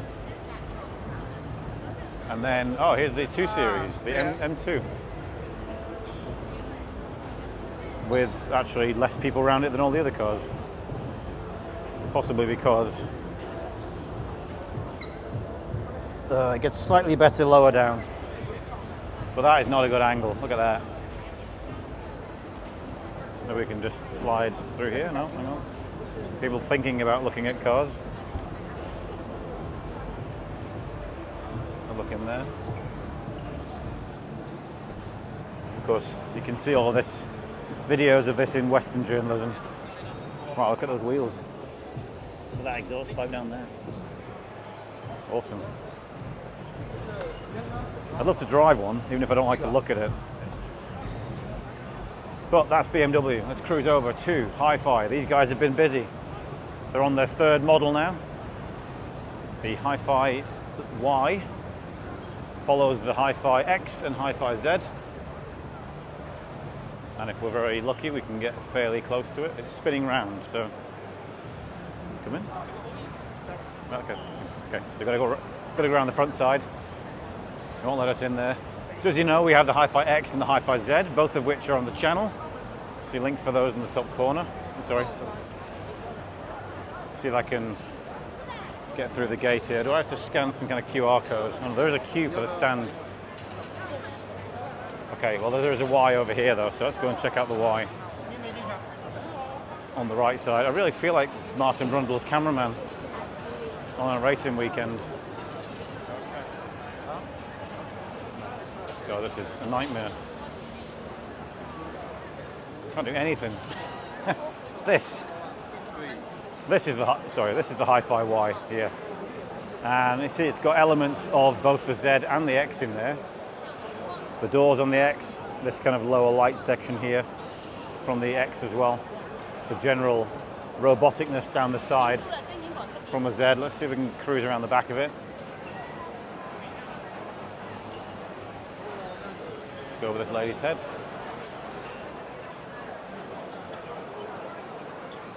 There's the back of it there. This looks really cool. It's going to be fairly affordable actually for a Hi-Fi. I'm not sure exactly how much, but it will be less. This is the car they were hinting at. So you've also got a fingerprint sensor there in the door. See that? Looks like a fingerprint sensor in the middle there. Unfortunately, we can't see the inside of it. It's only a 5-seater though, definitely a 5-seater. Maybe even 4, but I guess they'll let you get 5 in there. Of course, there's the Z. This is a fairly mental car. But we love it, we absolutely love it. Mental cars are what it's all about here in China. And this is the X here with the roof sticking out. I'd like to take you to get close to the Y interior, but I'm not sure they're in anybody close to the Y interior yet, so we'll have to see about that. Now, one brand that we were surprised to see in Guangzhou was Yuanhang. Didn't know who the hell they were. Here's the name for you. Yuanhang. This is a subsidiary of Dayun, the really loud brand from earlier. And they've now got cars you can sit in, which is cool. As you can see, we have quite a funky yellow interior in this blue car. Not 100% certain. So look at these doors here, look. Here we've got your ventilation in there, your massage, you can adjust the angle and backrest of your seat. So they're going for a pretty luxurious look in this car. This is a door button because they don't have a handle. And no brand speakers, not that I can see, but they do have nice metal grates on them. Look how laid back you can be in the back there. That's basically fully laid back. It's almost a fully reclined rear seat. Do they have an opening trunk? They have a loose bit of camera under there, I can feel that, but I'm not going to touch anything else because it breaks. Here's a look at the front end here. Got in there a enormous tablet screen, much like that on the Hi-Fi X. Kept it pretty simple, actually. You also get a screen there in the armrest in the back. That car smells very weird inside. And that is the, what is that one? That's the Y7. This is the Y6, which is basically the same, but a more luxurious version. So this is the Y7 is the sporty version. Looks actually a lot like an MG7 there, doesn't it? But a massive version. This is the Y6. This is the luxurious version. And let's see if we can get a decent look around here somewhere at this. This one also has the same weird chemical smell as the other car. Electric power doors there. As you can see, the interior is basically the same. Really questionable smell there. I'm interrupting this guy from opening the doors. See, the doors have sensors in the side here to sense if someone's outside, so they won't open. It looks like they're getting ready to go live, which is good for them. This is the H8, which is the luxury version SUV, along with the H9. A bit of a view around that. Let's take a quick dive inside this one. Does it look similar to the others? Yes, it does. Big tablet screen in there, big open dash. Nice bit of speaker up here on the top. And the back, maybe we can cruise around this side. Take a look in the back seat on the left side of the car here. Let's see. Press the button, door will open, nice. Got the same panel here in the door, I believe. That's not working at the moment. Oh, there you go, you gotta press it a bit harder. There you go, comes on fairly, but it's got here ventilation, heating and massage and your volume, everything in the door, which is cool. And it is a 6-seater, so there we go, 6 seats in there. Big comfy chairs. I'm gonna have to check these out a bit more detail later on. Well, that looks pretty spacious, and it's got a reclining chair, of course, so you can cover your legs. That's something like you can rest your legs. Okay, let's try and dive around all these people. So we've got Y7, Y6, and there's a H9 somewhere. You can see how big it is. It's actually quite a big car there. It's enormous. I'd argue this is, well, I'd have to find some specs on here. It is 5.2 meters long, so it's a really big car. 3.1 meter wheelbase, up to 520 kilowatts of power. That's the H9, which I think is more attractive actually than the H8. It's got a nice front end on it.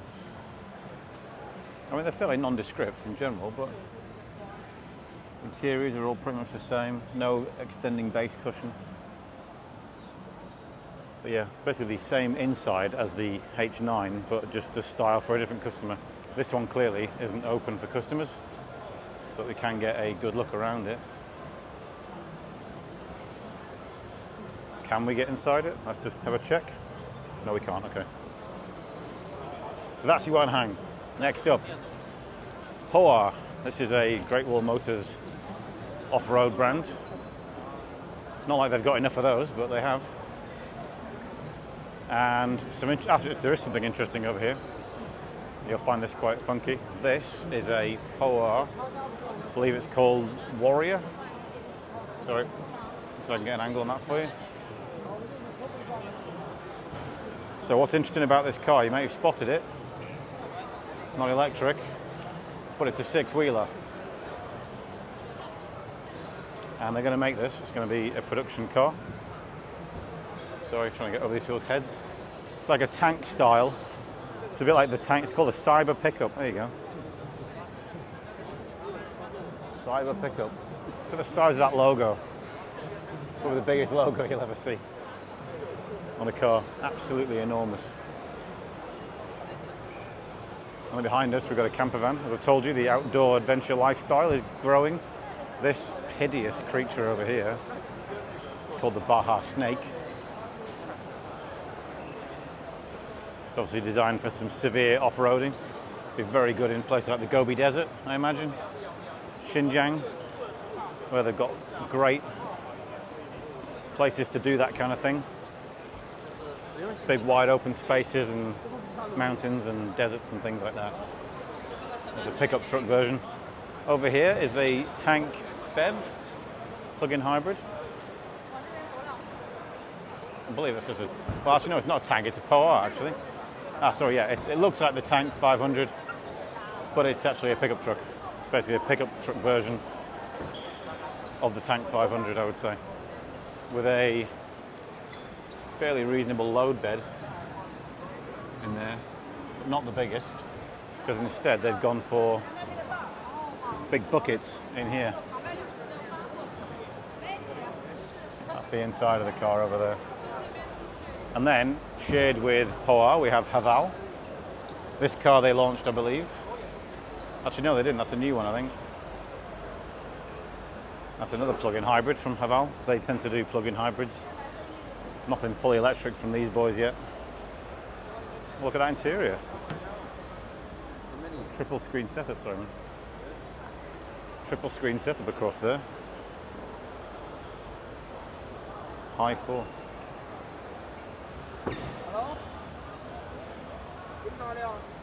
Very cool. Sorry. No, it's fitting. And this is another plug-in hybrid, but a less luxurious version than that one. It's lower down, with twin screens in there. Anyway, where should we go?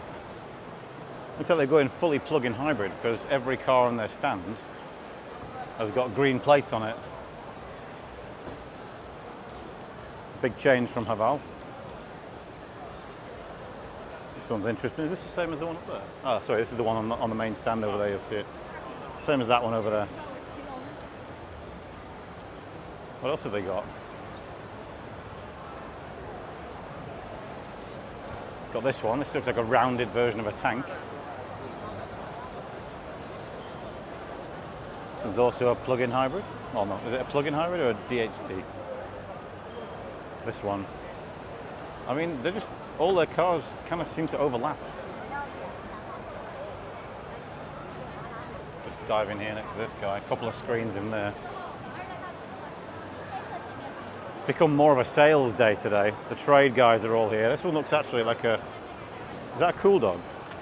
I think that's either a Haval cool dog or a big dog, I'm not sure. Haval have the dog names, so it's quite a nice front end. Look at this one. Gone for that kind of diamond grille like they used to have in Mercedes. It's pretty decent. But they're more popular in rural areas. In cities, they're not really all that. What about the interior on this one? See if I can get this guy to keep the door open. I can't. Just dive in there. Very cool gear lever here, like this. Very nice. That's Haval. There's actually a queue. Oh, for a queue for a vending machine. It's very China. People love free stuff. Who knows what they get? Maybe that guy knows. He's got one of the boxes already. Let's head over to BYD because they've got a lot of stuff going on. Obviously, one of the biggest. Got the world's slowest people in front of me at the moment. Let's dive past those. A lot of stuff going on at BYD. These guys are overtaking the world. Taking over the world, I should say. Just absolutely mullering every country. Waltzing in with all their electric cars and hybrid cars, and nobody else seems able to compete. Currently, that's the frigate 08, which we saw in Guangzhou. They've got a new frigate. Sorry, they haven't. They've got a destroyer. A new destroyer. That's the Seal down there. We're still waiting to drive one of those. But here we go. This is the big boy. Well, the little boy, actually. This is the big story of the show. If I can get a decent angle of it. Usually they'd be flying. But there we go. That's the BYD Seagull. It's actually a little tiny car.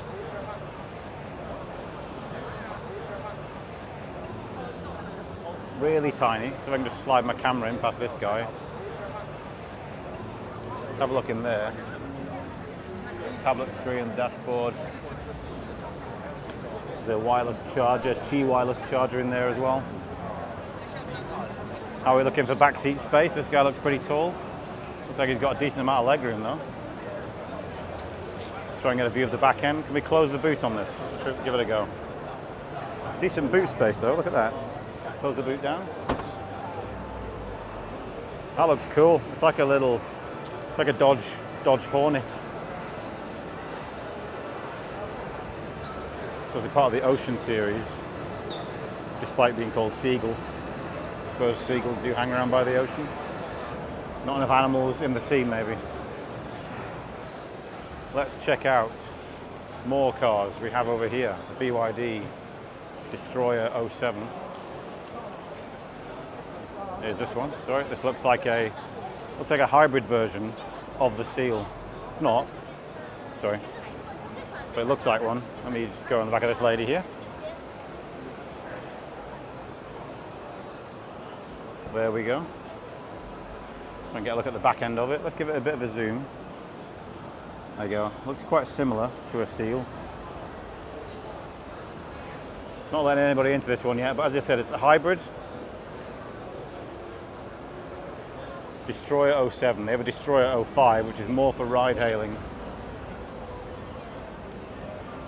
Now let's cruise over to the Song L, which is technically a concept, but looks pretty much production ready. They haven't shown the inside of this car yet. This is a good looking car. A lot of people like this one. Apparently it's an SUV. It doesn't really look like one. It feels very low down. Kind of a Tesla Model Y rival. It looks very cool. This might be, I mean, I like the seal personally, but this could be the most complete design that BYD have got so far. You turn the camera around, there we go. I do like the blacked out A-pillar, it looks super dynamic. Let's see if we can get around the back of it. Just navigate these people. None of which are looking at the camera, there we go. Okay, camera's going very slowly to the side here, hang on, there we go. Let's reset the camera, there we go. That is a hot car. That looks super sexy. I like that, very nice. That's cool. Of course, over there we've got a Han EV, which we've tested. Link for that is in the top corner of the video. What else have they got over here? They're still showing off their MPV, which I think nobody buys anymore, but this one seems to have a box on the roof. Is that for more space? It is for more space, as you can see under here. Additional headroom in there. It's almost like they thought, well, you know, sod it, let's not make a bigger car, let's just put a dome on the roof, make it taller. But it could well be wheelchair accessible, could be. Not certain. These guys are just checking out all the cars on this rotating stand. Of course, they're showing off a lot of tech here too. So in here, what is this? Not sure what this is. Might be a kind of photovoltaic panel. This is some kind of demonstration of the hybrid engines. I'll zoom back out again. What else have we got? Over here, looks like an electric demonstration. Over there. And if we go to the other side, they have a Blade battery section. It's too far away. I'll save that one for another day. So they're quite famous for their Blade batteries. But yeah, BYD absolutely rammed. Why are they here? They're here because they want to face off these guys, which is bold. It's bold, given that we know that obviously BMW are a well-known premium brand. BYD not really known for that just yet, but their pricing in Europe certainly suggests that that's what they're looking for. Let's see how well they do with it. Leap Motor, brand kind of in trouble actually, it seems, because they're not really, the sales seem to have fallen off a cliff. This is a CO1, they weren't at Guangzhou, but this is an attractive car, definitely. Look at that, you got a triple screen setup in the middle there, it's very nice.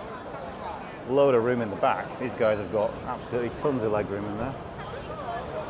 The only downside about this car is look at the size of that overhang, absolutely enormous. So if I can get you a nice angle of the car.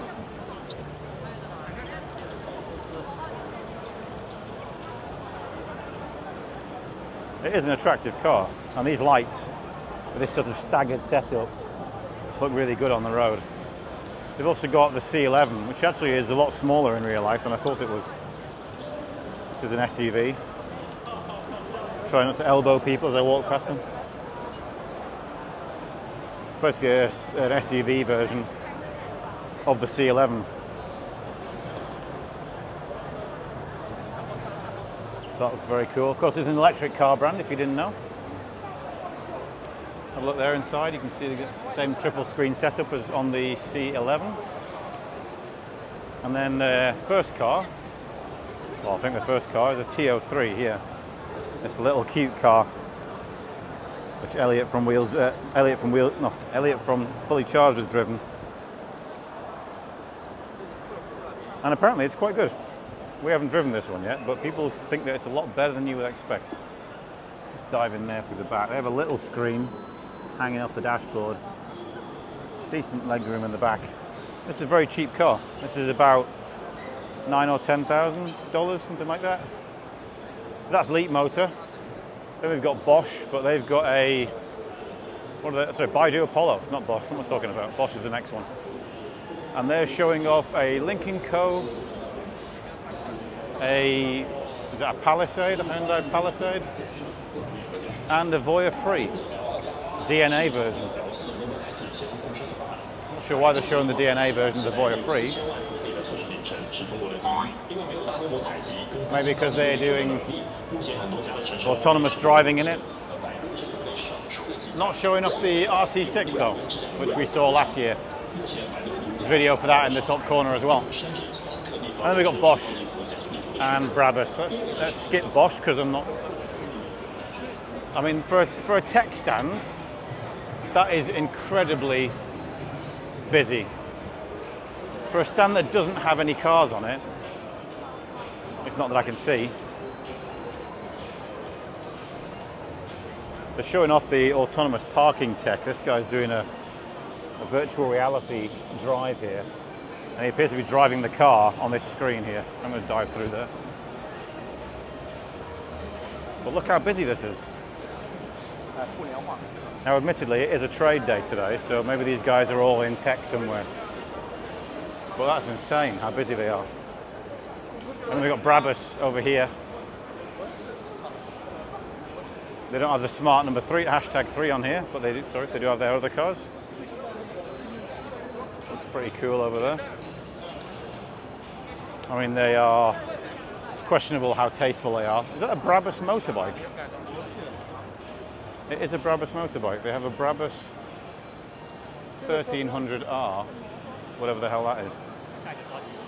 Right, let's catch you in hall number 8. There's some interesting brands in here. This one's a bit more specialist, and you'll see why in a minute.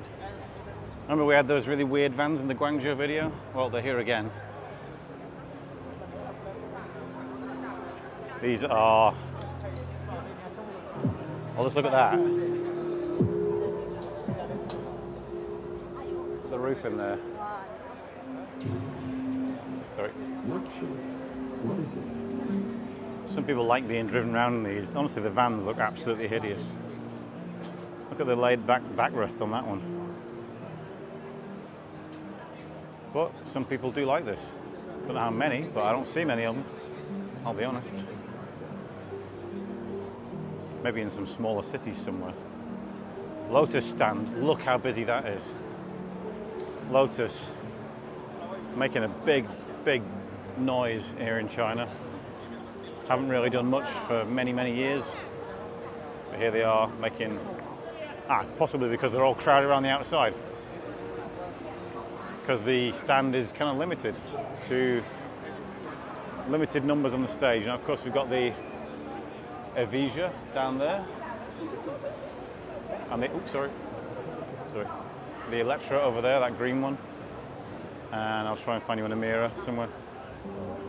Sorry, let's try and get around this. I'm not sure why most people are here, to be honest, but maybe they've come to enjoy the cars. Maybe. Seems like a day out for a lot of people. And why not? Because there's just so much going on. There's the Electra. I can't even get close to it. I'm sorry about this. I can't get close to it. But we did see it at Guangzhou, so nothing new. And then down here is the Emira. And what they have removed today is the Formula One car from the back over there, the 1980s Lotus, driven by Senna. Oh no, it's over there. It's right at the far back over there. That yellow speck in the distance over there. And they had 2 really old cars. Oh, that's also over there. So I can zoom in over there. See that?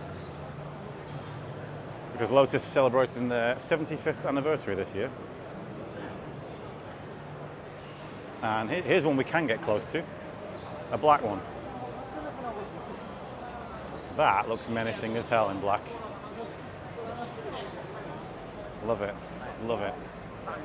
Let's just try and cruise through these people here. Oops, sorry. And you'll notice that in China, here's more of those luxury vans, by the way. These ones from Shenzhen, whoever that is. Lotus NYO, because the Lotus name has some kind of trademarking on it in China, so they have to be with NYO. I'm not 100% certain what the NYO stands for. If I know, I'll put it on the bottom of the video. Here, of course, we have Rolls-Royce. They've brought a... That looks pretty cool over there. Let's zoom into that. That looks like... I'm not clued up on Rolls-Royce names. Could be is it a Wraith or a Silver Ghost or something like that. I think it may be an electric car. Phantom, is it Phantom? No, Spectre. Phantom's on the left side. All right, this is an absolute... Let's see what we can do in here. Okay. So there is the Spectre in the middle. Sorry. And over here is... Sorry, my camera's going all crazy again. Here is the Phantom. Right, I'm going to leave them behind because we've got more funky vans. More over there for Zhejiang's Kirsten. More here for Juntian SUV. Although they also do like a very short van and an SUV and a bus. These are the hideous ones from we saw from Guangzhou, the Kurda. And they've also got a GLS on there as well. But then look at this. And if it looks big, it's because it absolutely is. I'll try and get a person next to it so you can see how big it really is. That's a tall guy there. And he's not even close. I mean, it is on a stand, but that's genuinely how big it is. I am about 3 meters away from it here. I can just about get it in the shot if I zoom out a little bit. This is a Karlmann King. If anyone ever buys one of those, I'll be kind of amazed. Because it is the most inappropriate vehicle you've ever seen. Look at it, it's absolutely enormous. Karlmann King PT. I hope that it's bloody bulletproof. This one is another one that they have. They've got stupid, weird 2-letter names. This one's the TI. And that one looks... I wonder if they've got an Italian designer. Italian designer who's got a thing for broken mirrors, I think. Sorry, I'm about to get attacked by a girl walking backwards. Either broken mirrors or origami, or both. And then there's another one over here. If I can navigate the crowd. These people cannot all be trade. That's the Z. I'm trying to see the letter ZR, capital Z, small r. And that one's quite cool, to be honest. I do like the scissor doors on that. They're nice. What is this? This is a Chinese brand. And they've gone for a very... I mean, they've just rammed all the cars on the stand together. This is a Lexus. Very weird front end on there. Got a Maybach as well. What a weird stand. Why would you just shove all the cars into a tiny space? Just buy a bigger space. Lamborghini have brought the colour. Nothing new to show, of course. So they got a Huracan and a Revuelto there, which I'm seeing for the first time in person. It's pretty cool. Looks a lot like the Siam. The Siam? The Shan? How do they pronounce that? Then we got Maserati over here. They have an electric car. Well, this is quite cool. What's this? Some kind of Trofeo. I like the wheels on this. Look at that wheel there.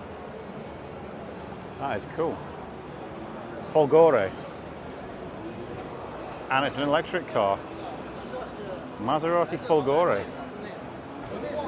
Gran Turismo. This is cool as well. MC20 Cielo. Yeah, that's a beautiful looking car. Not so much a fan of the guy in front of it, but hey ho. So let's check out the front of this Folgore if we can.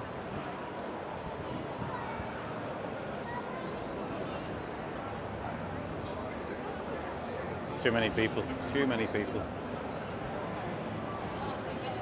There you go, looks very much like a Maserati. What else have we got?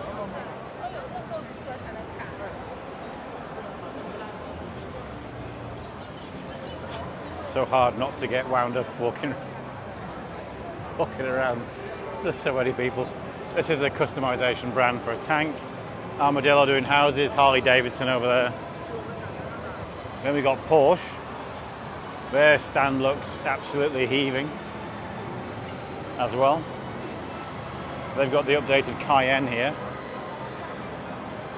And what is this sexy looking thing? Oh, it's the electric Speedster, is it, I think? 75th birthday. That's cool, I like that. Now, there's a queue to get on the stand, so we're not going to get to the Cayenne at the back. I'll try and get on later and get you some B-roll to go along with that. But Porsche are locking us out. This is Huawei. I don't know who they are, but they make electric motorbikes, clearly. And over here, whatever this tiny little thing is, it's quite cool. And then this electric motorbike over here. And unlike most other stands, they've gone with a half-naked lady, which is not very common on Chinese motor show stands anymore. And then Honda have brought their motorbike stand here as well. There's a real Huawei motorbike. Everyone's clearly looking at the woman because they're not looking at the standard motorbike. We've got Vulcanus, which again looks like one of those customization brands. And this is the queue for Yangwang. Yangwang, the new ultra high-end brand from BYD. I will do my best to get near a car here to show you one. We've got obviously the U8 and the U9 down there, and we extend that's the U9 down there. And this is the one with the ultimate version with the big rear wing on it. That's cool. Don't think you can get inside these, but I'm not sure. Let me try and get around to a U8 over here somewhere. The further around this stand is off the scale.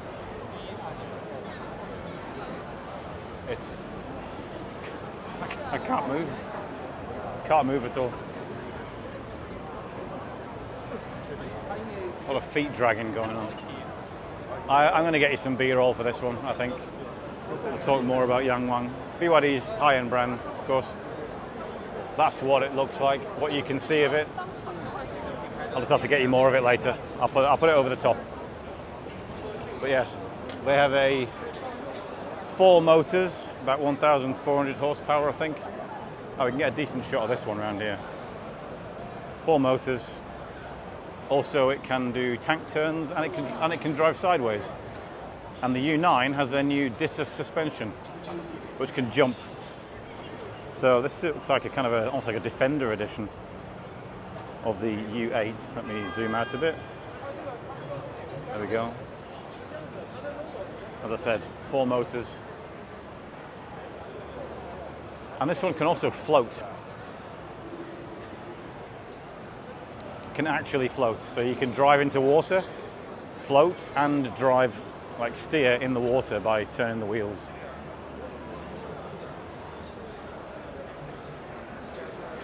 Which is insane.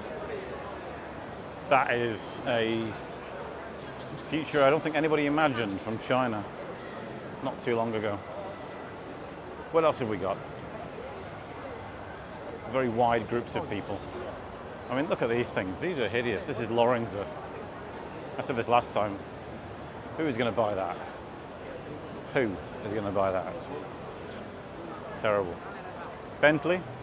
Plenty of people will buy these. See a few of these in China and they look wonderful. I do love Bentleys. I'm a massive fan of those. I'll try and give you a flying trip along the top of the Bentley stand. Struggling to do this, to be honest, whilst walking through a crowd. If I was going to have one, I'd probably have this one. Definitely a GT. Maybe a GT convertible. And again, more customized cars over here from Mansory. Another obnoxiously styled group of vehicles. Although that G-Class looks pretty cool. I'll give them that. Where are we?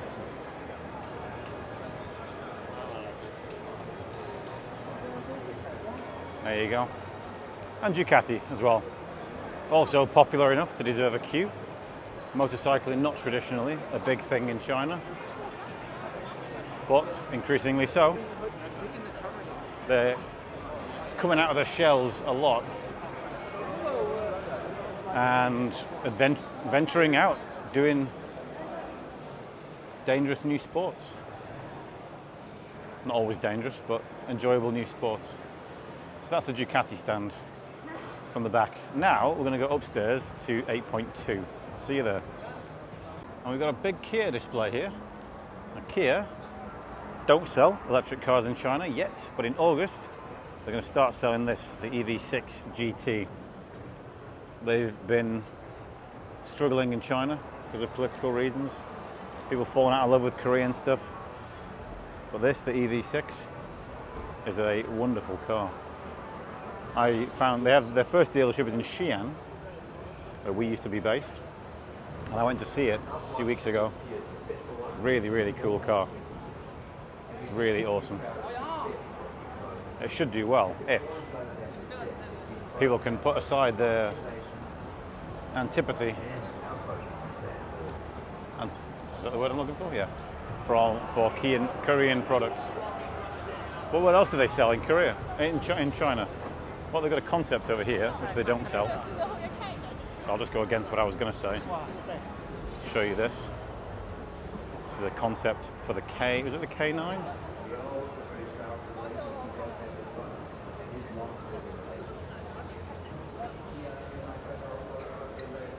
That's pretty cool. I kind of like how upright it is. Looks very square. Not great for the environment. Here's another concept actually. They brought two. Concept EV5. And you know what Kia tend to do with concepts? Tend to bring them to reality. So we expect to see this one at some point. Their design is really on fire at the moment. Look at this. Interesting front light that is. Let's head to their production cars. AO Kia. Okay. So this is a, obviously, I think that's a, I forget the bloody name of it now. This is a K3, which has been updated. Looking pretty lonely. I mean, you can see the stand in general doesn't have that many cars on it. People tend to be looking at the electric ones, but not the ordinary ones. That's what this one looks like inside. Fairly basic. Actually, it smells like a taxi driver's been in it already. Puffing away. This is a nice car though, the K5. You don't get this in Europe. But I like this.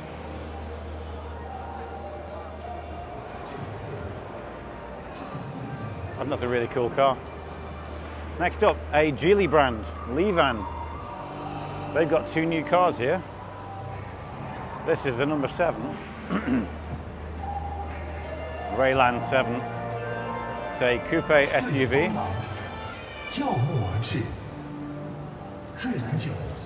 And this car can also do, sorry, I don't know if you can hear me over the speakers. This car does battery swapping. So like Neo, like like Rising, it'll do battery swapping. And that's an alright interior for what is a very mainstream brand. Looks pretty cool. Let's just slide around the back of this guy's head.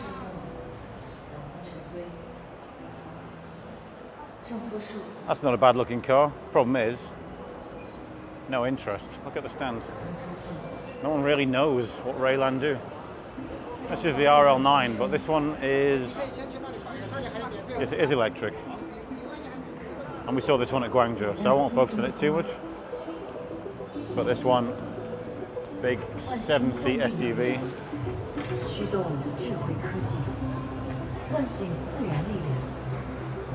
But yeah, not a massive amount of interest. They're going to have to do some more marketing of this brand. Next, Toyota. This is FAW Toyota. What have they got for us?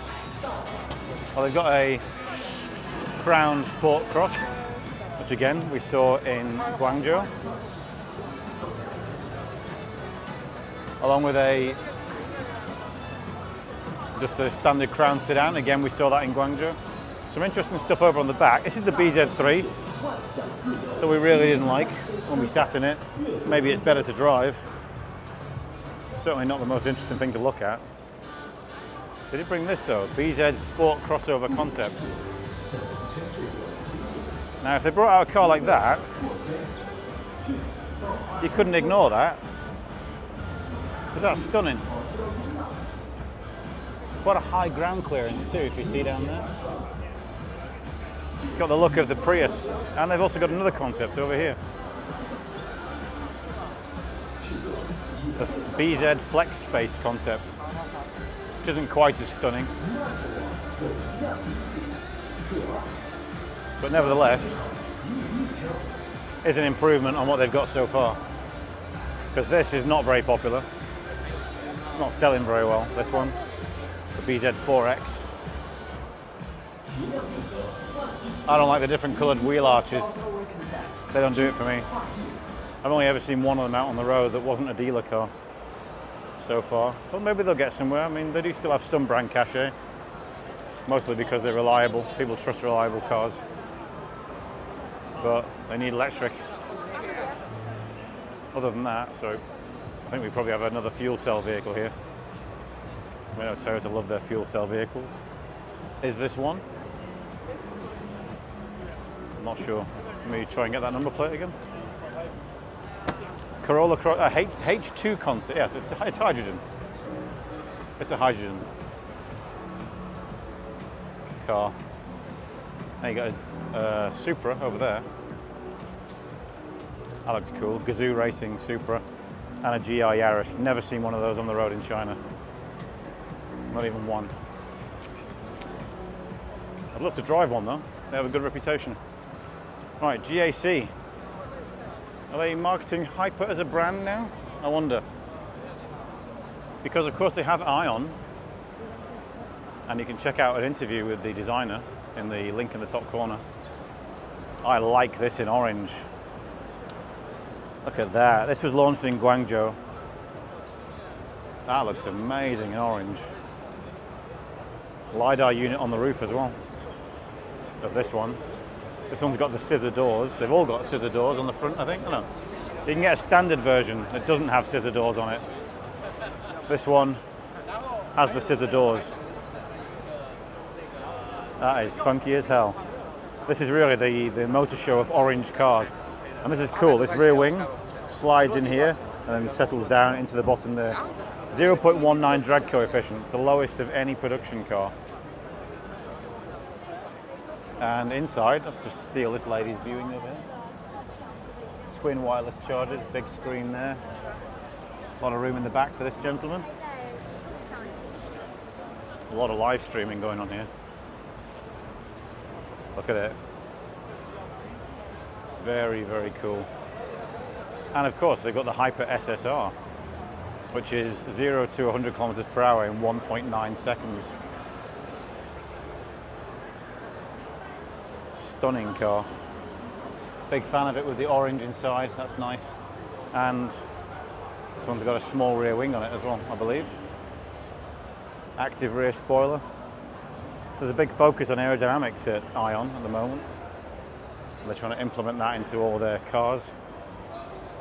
Trying to make them smoother, and of course if it's lighter, it cuts through the air better. This is the Y Plus. It's got a bigger boot than the original Y had, that we had a video of on our channel. There's a big screen in the middle there. Kind of definitely updated inside from the one that we drove. China Driven drove this recently. You can check out their 5-minute video on that. And we got another Hyper SSR over at the front, a red version. Looks good in white as well. This is a lot closer to the audience now than it was in Guangzhou. They're obviously much more comfortable showing people. It looks, what a car. I love that. I love it. Amazing. What have GAC got up their sleeve elsewhere? Because of course they have two brands under GAC and Ion. Ion is the electric brand. GAC is the traditional brand. This is the space concept that we saw in Guangzhou. That's also in the interview with Zhang Fan. And we'll get a good look at the interior now because we didn't get that on the video. Let's take a look at the interior. That's cool, look at that. So the wooden slat roof up there, got the painting on the back. The goal was to make the most comfortable sofa you've ever sat on. So maybe one day we'll get to try and sit on it and have a look. But that's really cool. Obviously the MQ, which we've driven, the GS3, which got updated before the Guangzhou show. And then this is a GS8 Traveller. So we drove the GS8. This is a chunkier version of it, kind of a more aggressive version. The interior is basically the same as the original GS8. Only this one has 2 seats here and 2 more in the back. This is a 6-seater version. See if we can get a good zoom out of this. So there's the GS8 Traveller.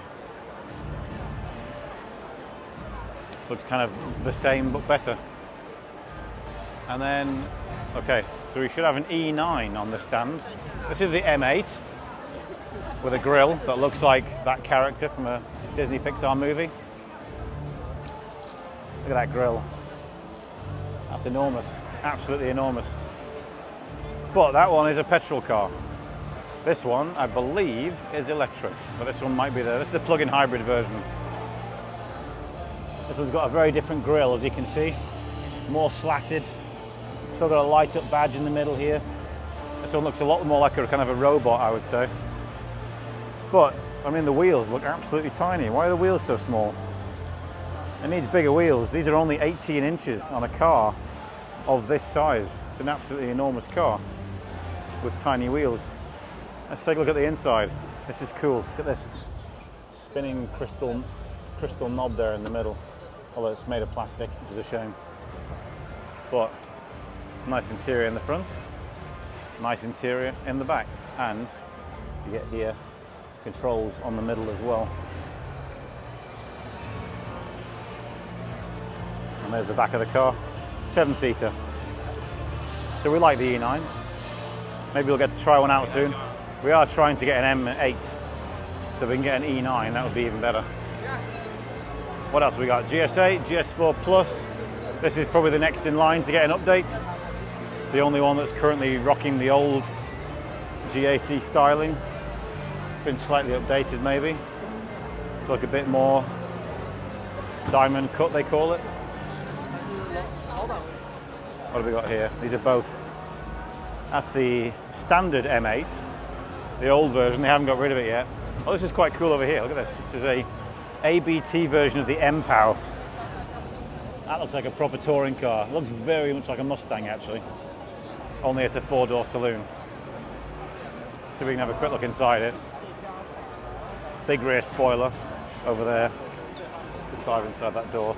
Have a look in there. 2 screens. This one's called the Black Knight. Fresh out of Batman. There's the back of it. Very aggressive. Look at that diffuser down there. That's cool. That should be pretty quick. Apparently, this car lapped within a quarter of a second of... I forget what car it was. A really fast car, but someone told me the story yesterday. That's a terrible anecdote because I can't remember the punchline. But never mind. Let's check out Ford, see what they've got, apart from a guy on top of a rock up there. They've brought the Bronco, I believe. Sign says this way. It is kind of this way. It's up there, on top of the rock. Of course, they're getting the pickup trucks out as well. Every now and then you do see one of these, but the big-ass version of it. That one over there. Here's the Bronco, here you go. Unveiling itself to us. Of course, not electric, but not everybody needs electric. Some people are still after something like this. So they can go and drive up hills and fly their drone and take selfies. be outdoorsy. And that's totally fine. Everybody's got their thing. This one comes with a little bit of a pickup truck on the back as well there, look. Over here, this looks like the Everest, is it? Explorer. Bold in orange. Can't say it's attractive. I don't know what this light's doing here. What is that all about? Not sure about that light. But the colour is eye-catching, no doubt. The size of the Raptor here. I did see a few of these in Beijing when I lived there. That is a big beast. And of course we've got the Edge, is it? This one here, the Evos. No, Evos is the SUV. This is the Mondeo. This lady's coming with plastic signs. This is the Evos, I think. No, this isn't the Evos. Oh, that's interesting. I haven't seen this one before. Interesting grille. Does feel a bit outdated though. And over here we have obviously a Mach-E.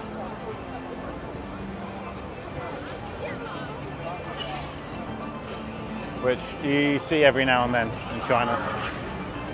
A lot of wind coming through the stand here at the moment. Right, let's head over to Changan because they've also been busy. The wind's coming from down there. Changan, what have they got for us?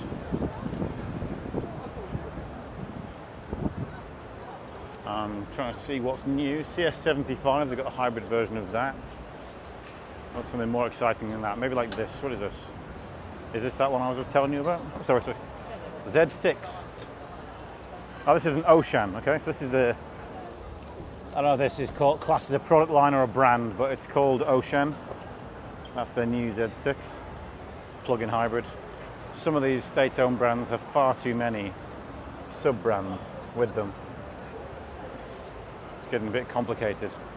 You see, they've also borrowed an S7 from the Shenlan stand. And of course we've got the Changan Lumin Corn, which is a very cool car. Ethan drove that one on Wheels Boy. He liked it. We like it too. But, so actually nothing really from Changan. I class Shenlan as Changan, but never mind. I expected a bit more from that, to be honest. Best Tune. This is one of those brands in China that you can't believe still exists because you never see them. But they've come up with an absolute banger. Look at this. This is called the Best Tune Pony. It is, of course, a rival to the Wuling Hongguang. And that's pretty cute. That's quite adorable. Big eyes. Oh, they got a convertible version. I forgot about that. See, nice simple dashboard down there. This little kid definitely wants to take it for a drive himself. He's loving it. Look at the size of this spoiler. Totally unnecessary. But you gotta love that. You gotta love that it's unnecessary. You have to love it. You cannot do anything. This one's just covered in rivets. This is not going to be good if you're a pedestrian getting biffed in the face by a little pony.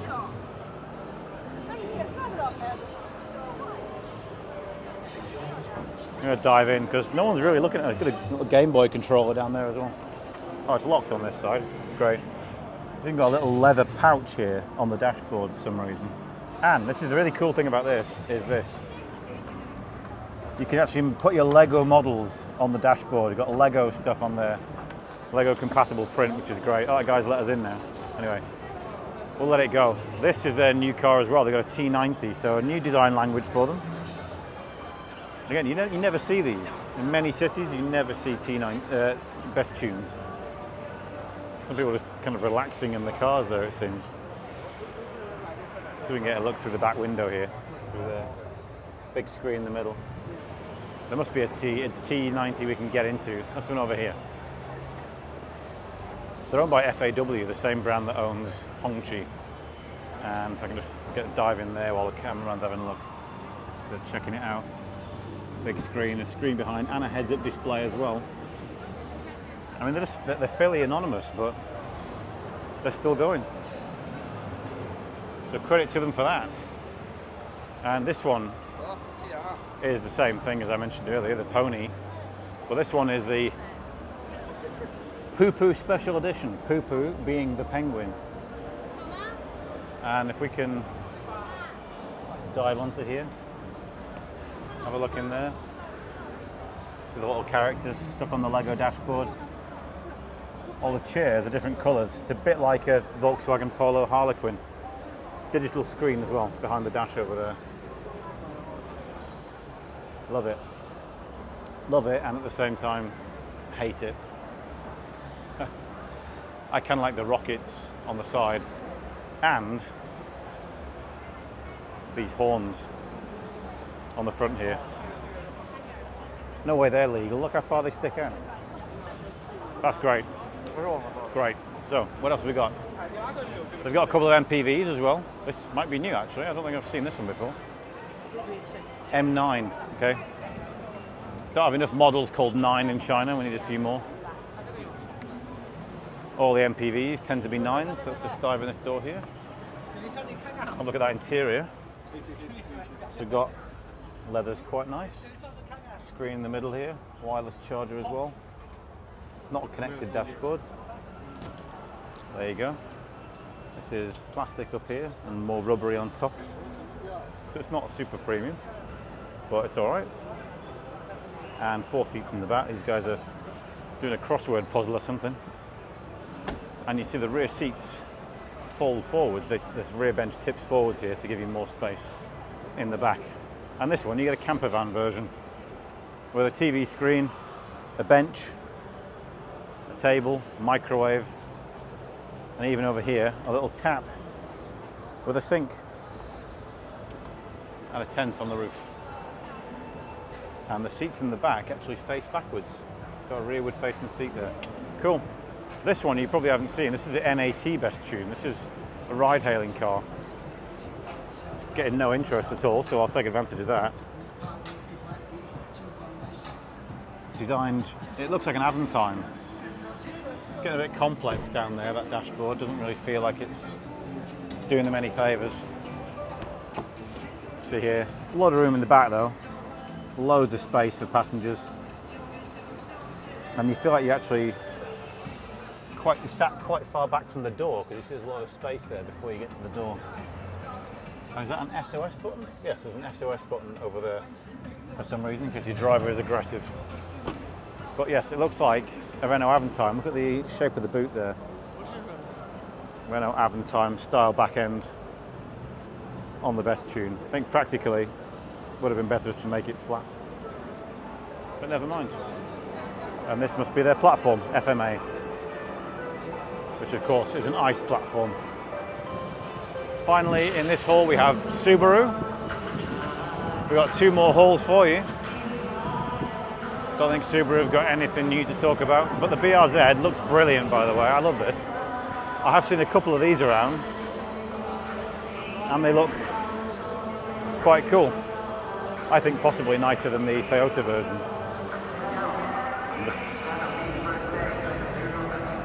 People are hanging around. Get out of the way. Subaru BRZ.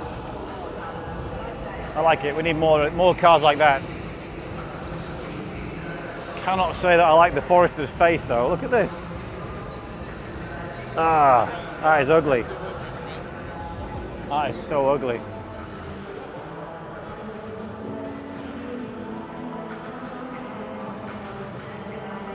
Nah, that feels like a car from like 1999. Anyway, I will see you in hall 7.2. We'll start with Nissan, who you can see don't seem that popular. Not a lot of electric cars coming from these guys, except for the Aria. Actually got a little racing track here. I wouldn't mind a go at that. We've got a Pathfinder concept. Got a couple of concepts though. They're quite attractive and they're spinning around fast enough as well. So let's take a look at this. Put it on closer zoom. That looks like almost production ready, to be honest. It's got the same wheels as one of their concepts from not long ago. That's quite a cool face, actually. I like that. And over here we have a different. I got 3 concepts. This is the Horizon concept.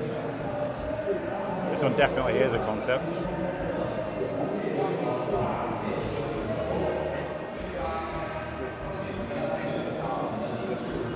And in the background you can see something that's really, really cool that I am dying to go and have a look at. But I'm going to be patient and wait till the front of this comes around. There's your interior. Quite a large central screen in there. And quite futuristic seats with not a lot of knee room. And a front end that is not going to make it to reality for crash safety regulations. But this is awesome. Look at this. Look at this. Max out. This is tiny.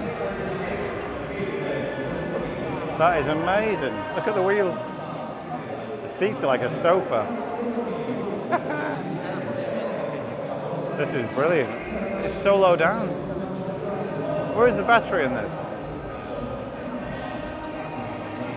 It must be under the seats because the floor is so close. That is brilliant. What a genius car. It's like a Dodgem. It's so unusual.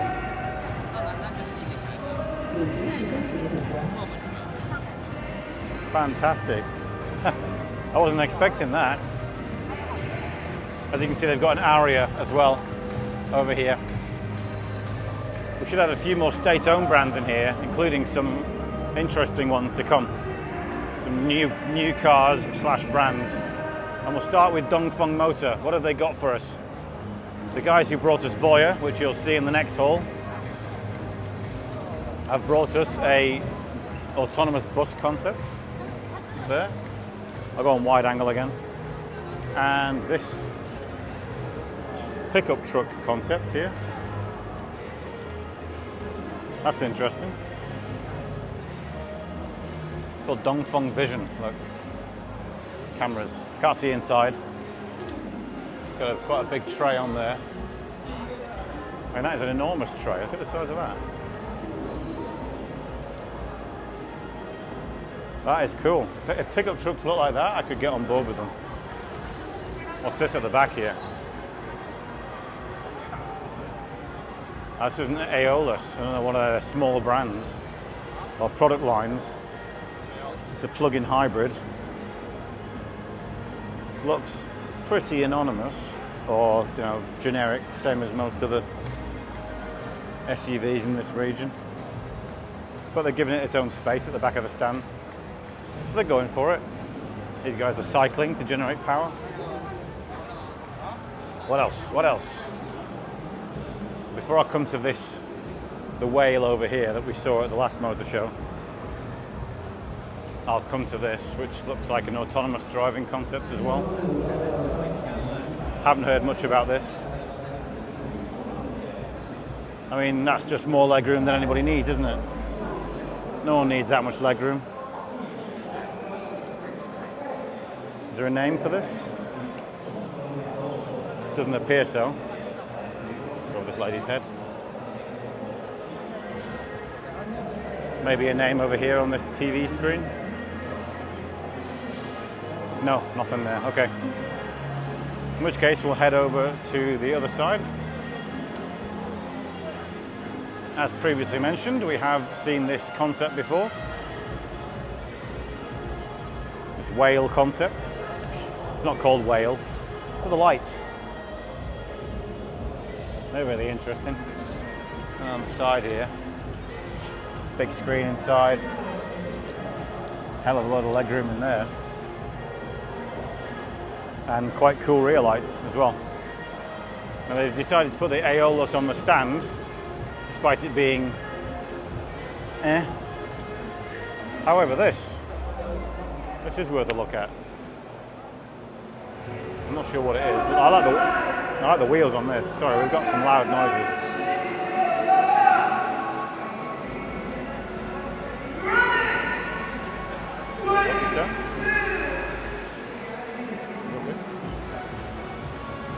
front of it there. That's pretty cool. I like this. That's kind of an SUV coupe.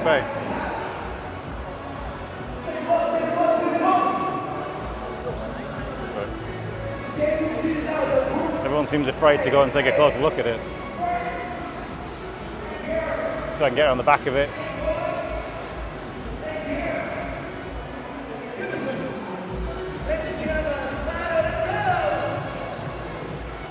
That's quite funky. It's quite a cool design language.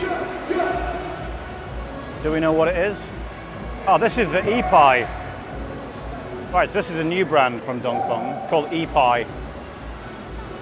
And that's all they've shown so far. So we're not sure what they're going to do with it. And it's an electric car brand. They've already got one. It's called Voya, but this is a Sky EV. So this is new.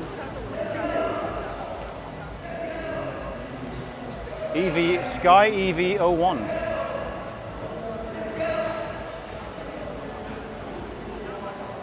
Can we get in the Sky EV? That's the question. I'm going to say, yes we can. Look at that. Let's take a look. Put a wide angle on. Big screen in the middle. It smells plasticky, not gonna lie. But it's fairly cool. And there's a guy just chilling out in the back because he's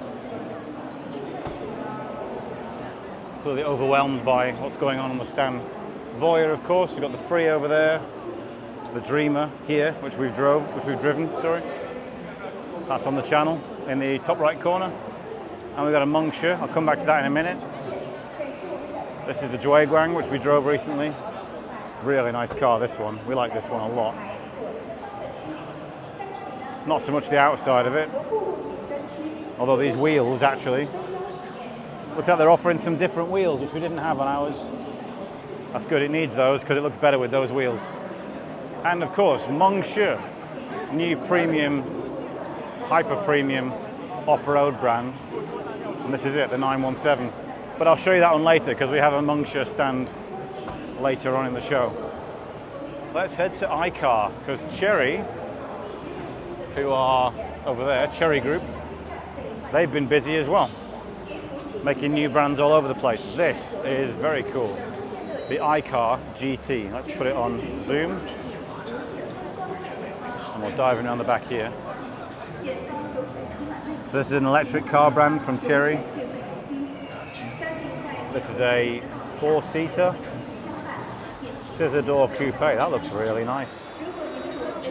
I like the lighted wheels as well. Obviously it's a concept, so I'm hoping it'll spin around a little bit faster so we can see the back of it.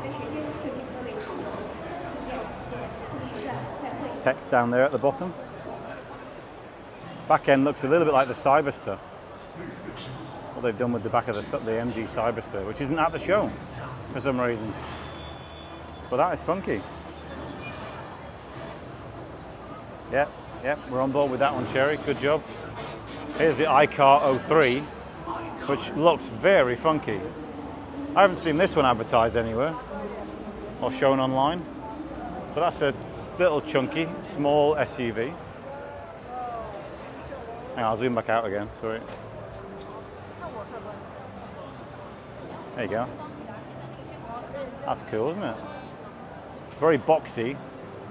No interiors on show yet.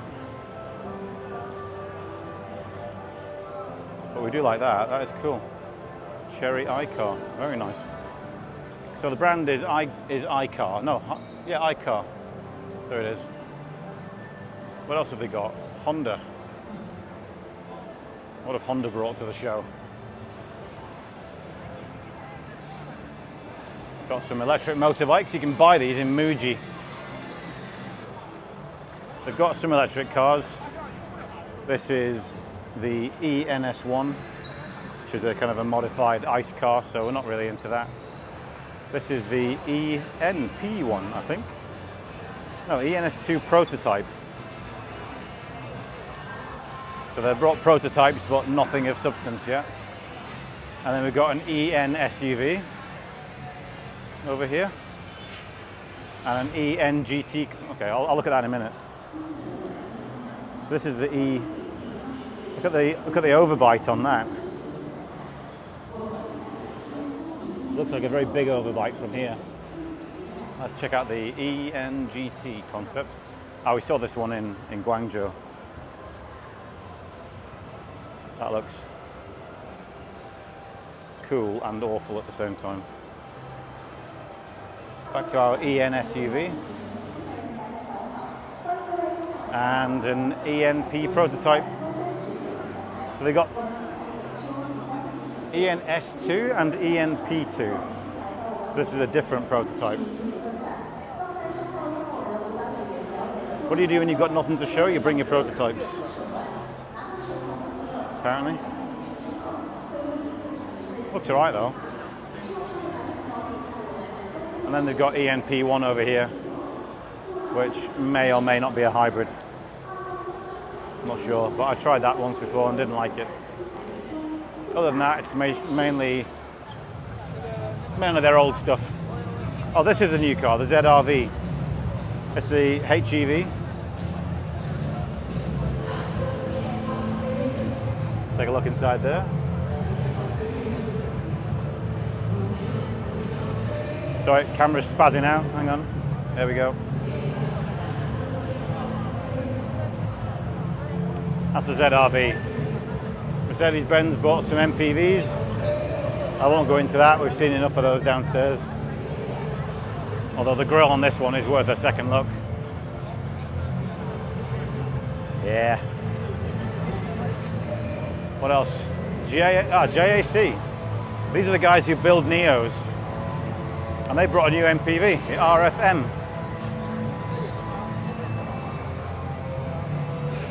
Which is electric MPV.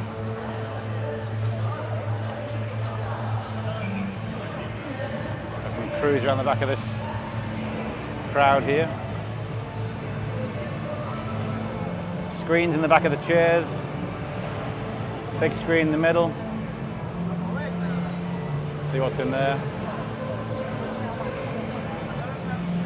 This is the 4-seat option? No, the 6-seat option. With not a lot of boot room. So that's going to be a big deal for them if they can get another luxury MPV for the market. Then we've got the QX FEV, plug-in hybrid. That's not the most attractive car in the world, but the really cool car is over here. I forget the exact name for this car, but this is an electric car. It's about Aura Funky Cat size.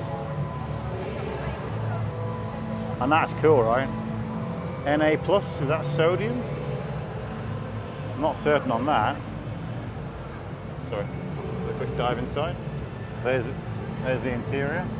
Quite a big screen on that. Got the same style buttons as on the Neo. Quite a cool diamond-y shaped dashboard. So my microphone was getting stuck to the car. That's pretty cool. That is cool. Let's have a look in the back of it. Loads of space in there as well. You know what? That's not half bad. What's in here? Ah, cup holder. Giant fold-down cup holder. That's cool. That's cool. I like this. That is a very neat design. The wheel size seems just about right.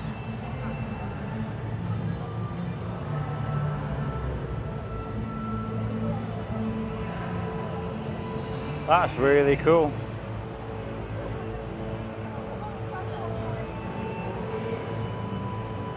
That's very cute.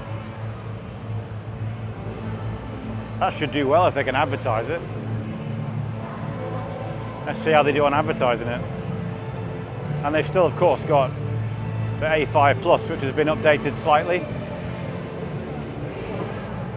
But this is a normal ICE-powered car, so interest isn't super high on this one. Now we have the HiCar stand, Huawei's intelligent driving division and operating systems. And you can see that they are in the Arcfox Alpha S, with LiDARs here, here, and on the other side as well. And a bunch of cameras everywhere. Also on the Avatar 11, which is a stunning car. I'll show you that later on the Avatar stand. It's also on the AITO, obviously owned by Huawei. M5 and the M7 over there. Now, sorry. Next we're on to the Citroen stand, and they're very loud. Showing an old C5 down there. And a lot of these, which nobody wants. The song, I Don't Know, seems to suggest, my God, that's loud.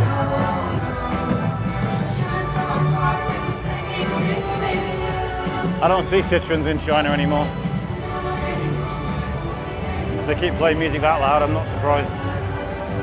Back to the Chery stand, because they've been busy. Jetta have got this new car. Definitely got some Land Rover Defender influence in this, with the squareness of it. Hybrid, it's a CDM. Jetta logo in there. Can't get into it, but I'll show you the inside there. There we go.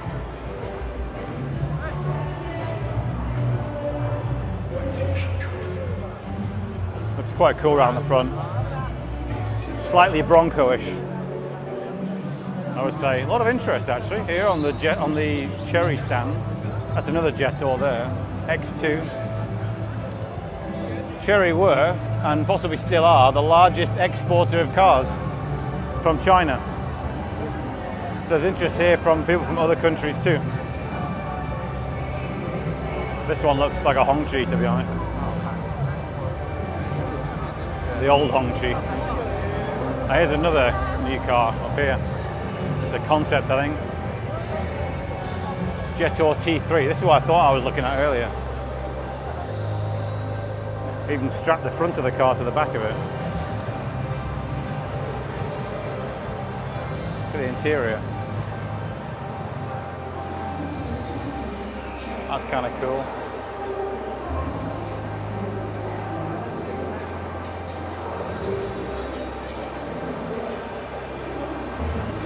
That looks very funky. Yes, look, they've even got a space for your pickaxe on the back there. I'll zoom back out again.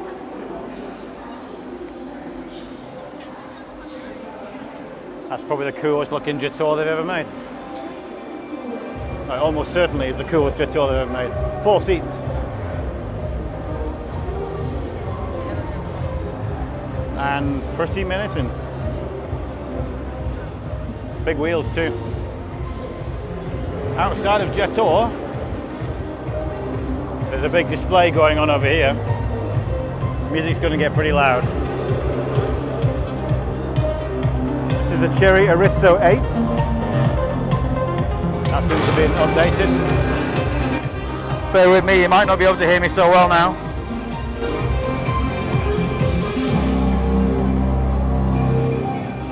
Trying to get to a bit where I can see. This is the TJI. And this must be a new Chery. It is, we can see from the grille.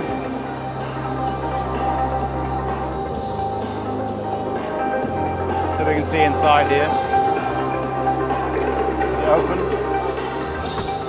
There's the interior. Big screen in the middle. Pretty ugly gear selector. 5-seater.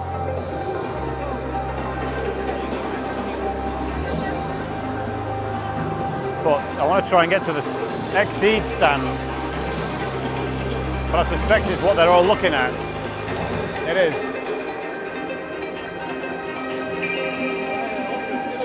That is the Sterra. So Exeed, a brand under Chery, have now got a new car, a new sub brand called Sterra. I will do my best to get near to a car to look at. Bear with me, I'm trying. This looks like an electric drivetrain. They've also brought this bus, a train or something like that.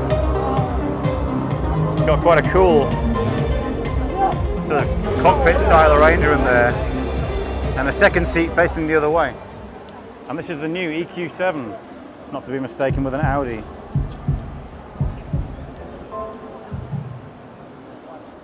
That's cool. Can we get inside the EQ7? Let's try.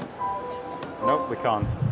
But you can see inside the twin screens, twin wireless chargers, quite a lot of space in the back. What is going on over here? Ah, TIG 09, the kids dance. There's also a Cherry Ant Q. Is this the new name for the EQ1? Because that looks like an EQ1 to me, but maybe updated. Ah, we're not letting us enter any of the cars. That is so annoying. Why do you do that? Why do that? Yeah, that's the new look for the Cherry EQ1. God, what I don't need is really high volume music. Okay, here's an Exeed. A new Exeed.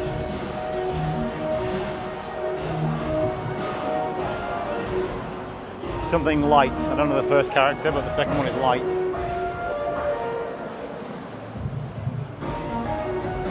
So I get around and look at the front end.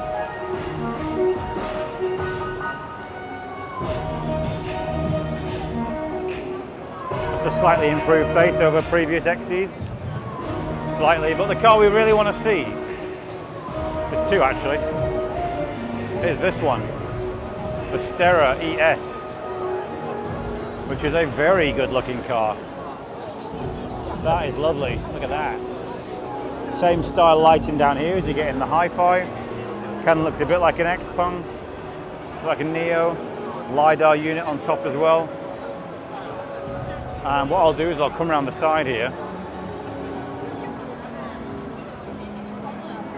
navigate these people, and I'll dive inside here. You see there, that's the inside. Sorry, hang on, bear with me a second, I'll get this right. There we go. Inside of the Sterra ES. Roller dials on the wheels, small digital display over here. Looks pretty cool actually.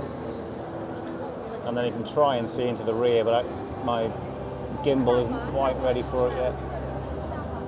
There you can see the rear seat slightly. Guide that back out of there. Reset. Let's check out the back of the car. That's an attractive car. I really like this back end.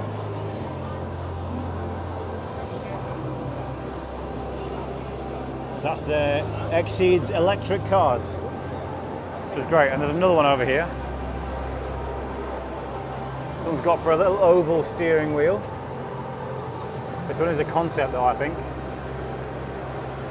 But looks pretty cool. Heads-up display in there as well. Can't see in the back. This one's not as sleek, to be honest. This one's called the ET. I won't be phoning home about that styling. Certainly not next to the ES, which is much more attractive. So I can get a view of the front end here. It's better from the front than it is from the back. But there they are, the ET and the ES. The timing of that show might have been quite fortuitous, means we get a better look at it. Most people probably not expecting that Exeed are actually going to do anything.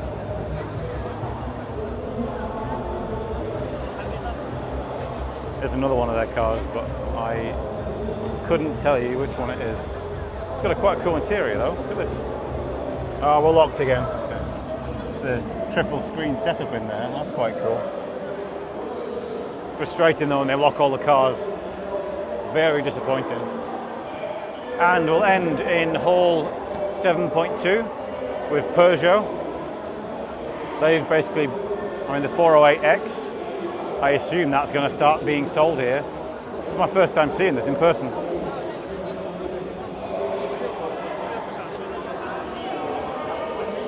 Let's cruise around the front. Ah, this isn't the same.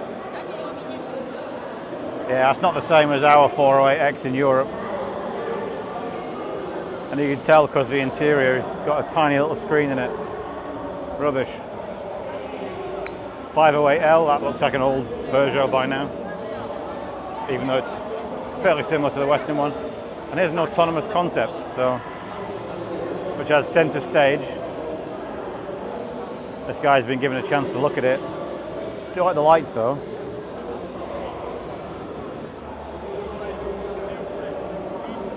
They've let this guy get inside. Sorry. Dive in there. See a little kid having a little try of the seat there. That's cool. No one seems to be stopping this guy, so maybe he's been invited onto the stage. I don't know. Let's just come back over these heads. Anything interesting here? Don't think so. A few facelifts. Okay, now as promised, we did say we'd come back to the Geely stand, so here we are. And this is the Geely M Grand Hybrid. It's not the methanol one that I thought it was earlier.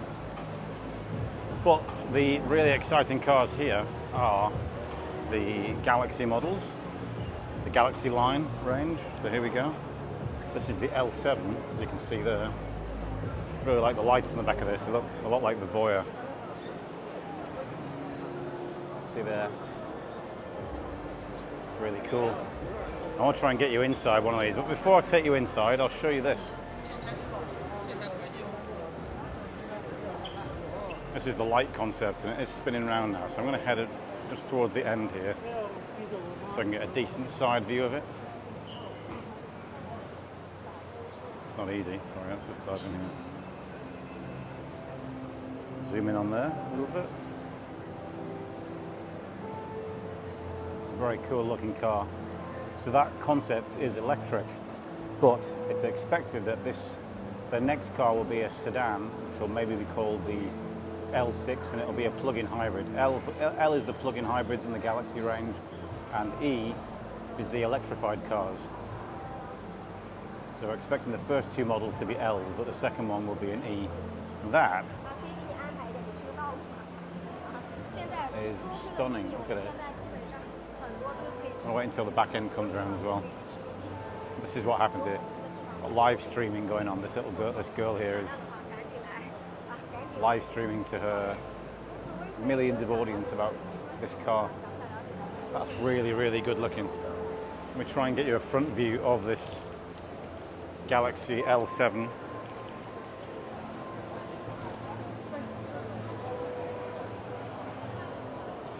And I'll just zoom out a little bit here. There we go. So there you go. It's pretty cool looking actually from the front. It's fairly generic, you could say, but it's still interesting. Can we get a look at the interior? I'm looking around for a Galaxy we can get inside. But it doesn't look like there are any other than the ones that we can see on display here. So I'll have to try and get an over-the-shoulder shot of one of these. I think there's a queue to get in. Let's just put it on zoom. Check it out through the window. See there, we've got a big screen on the right-hand side, big screen in the center, big screen at the back, and 25.6-inch heads-up display as well.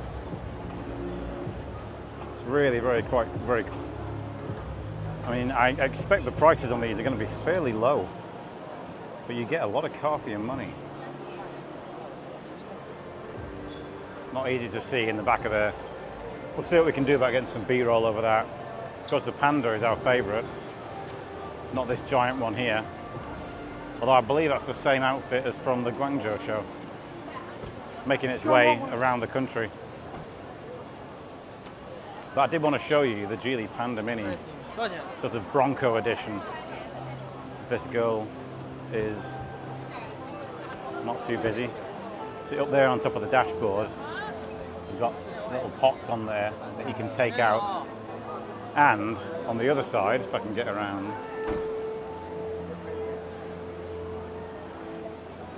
let's see if we can dive in here. Look at this, the Bluetooth speaker you can take with you. And these can just be removed. You can store your stuff in there. That's really cool. And they've also got some little hatches in here for your tissues and stuff in the other spaces in the car. This is really super funky. It's even got proper alloys. It's probably sap all of the range out of it. Great car. We love the Panda. And yes, that's it for the Geely stand. Final car haul of the show. We witnessed quite a lot going on and a lot of people. The sad thing is, we're going to end on the tank stand, which is a bit of a shame. But we're going to start with the Lincoln stand. And they've got a new I think it's called Pathfinder car. Is it that one over there? It might be this one over here. It's got a pretty prominent place on the stand, so I'm going to drive around the front here, try and get a view through the window. So you see here, we've got a wraparound screen. That is a full wraparound screen all the way around to this side of the car here. Plus another screen. I'll just correct the camera. Sorry, there we go. Plus another screen here in the middle. So they're really, they're really trying to compete with the Chinese market models, which are going for the many screen setup. This one also might be a new car. Is it the same as the one we were just looking at? This is the Nautilus. This one also has that screen all the way around the front there. I think it's the same car, actually. Yes, looking at the back, it is. It is the same car. So, not much to see on this stand. They didn't bring the concept car this time. Got a Lincoln Navigator over there, but no one buys a Lincoln Navigator in China. Let's head over to Avatar. Avatar have not brought a new car, but they were not in Guangzhou. Therefore, I think it's well worth us taking a look at their car. I'm going to be driving one of these in a few weeks' time, so we'll have a review as well, which I'm really looking forward to. But there we go, look at that. This is a stunning car. I really, really like this car.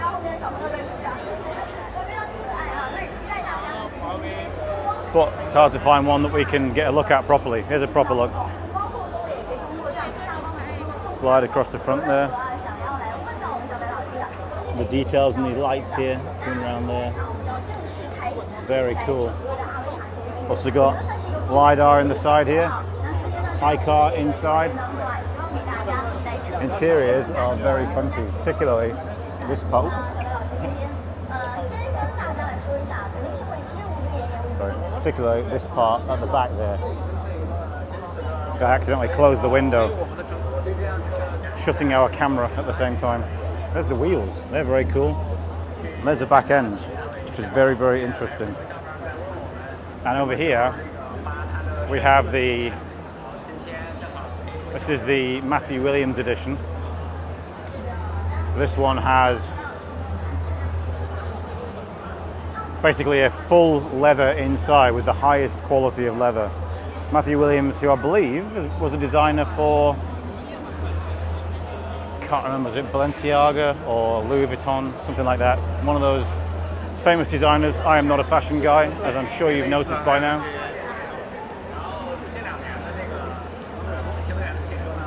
Next up, if I can get across, over to Volvo, because they have got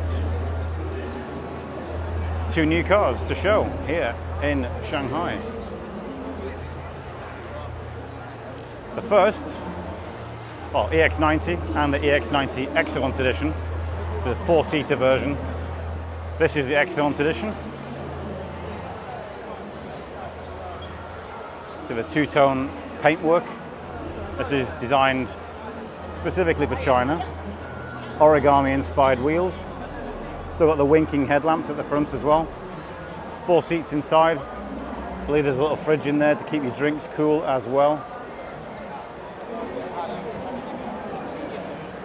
It's a cool looking car actually. I think this car looks much better in person than it does in pictures.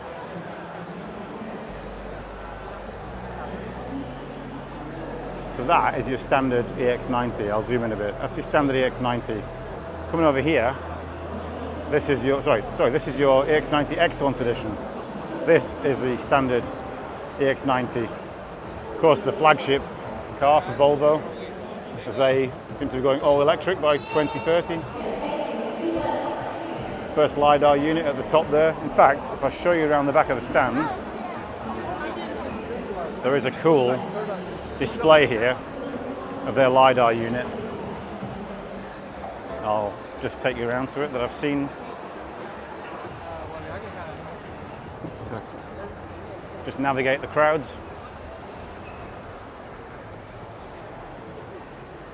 I want to see the LiDAR stand.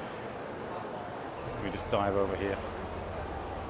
Here it is. Here's the LiDAR unit. So they have a LiDAR unit mounted on the stand. This is the camera. So that's what you can see. There's the EX90 Excellence Edition and the EX90 and all the stand here. And this is what the LiDAR sees. So it's got quite a detailed image. Look really closely, it's all tiny little dots. So the LiDAR is throwing out thousands of lasers to spot things. That's the camera version. That's the LiDAR version.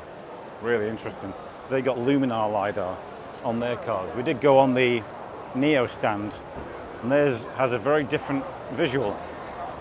That's kind of much more block-based.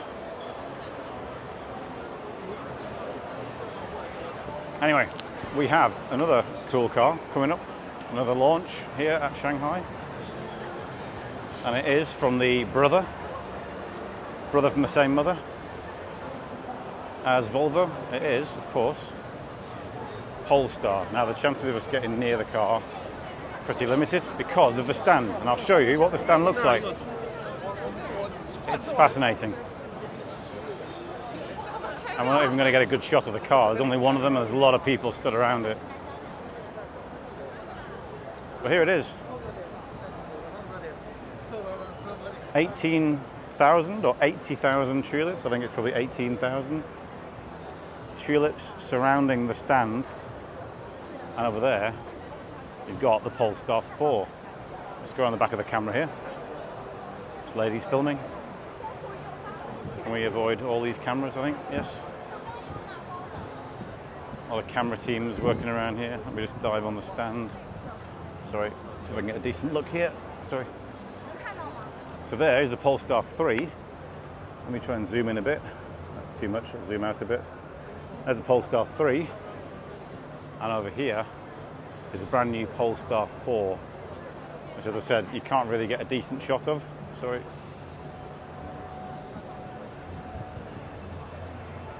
Trying to get a shot of the front end of it. Might get a decent shot now that guy's moved out of the way.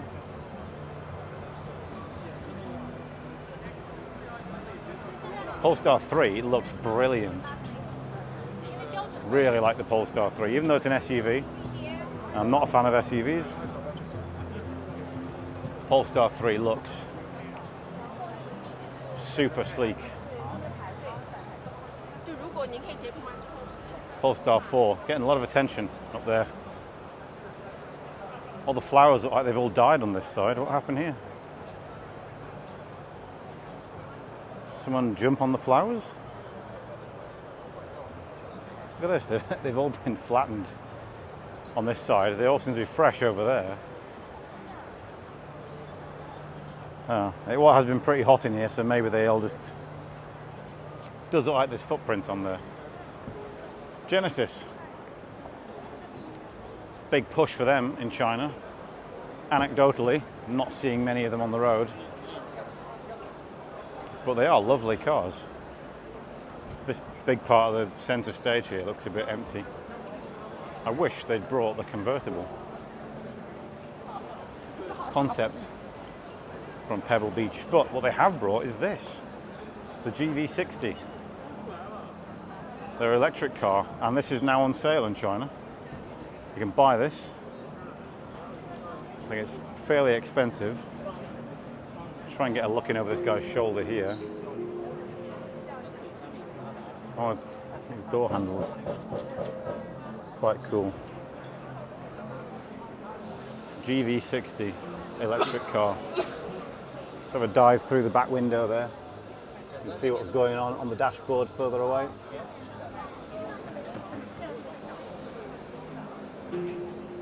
So yeah, these guys have got a big push going on in China, trying to build their brand and presumably try and make people forget they're Korean. I don't know. Because that seems to have been the problem for the other Korean brands in recent years. I'm a big fan of this though. I mean, this looks cool. That's a cool car, the G80. For me, I am a big fan of the G70. I just think this looks really nice.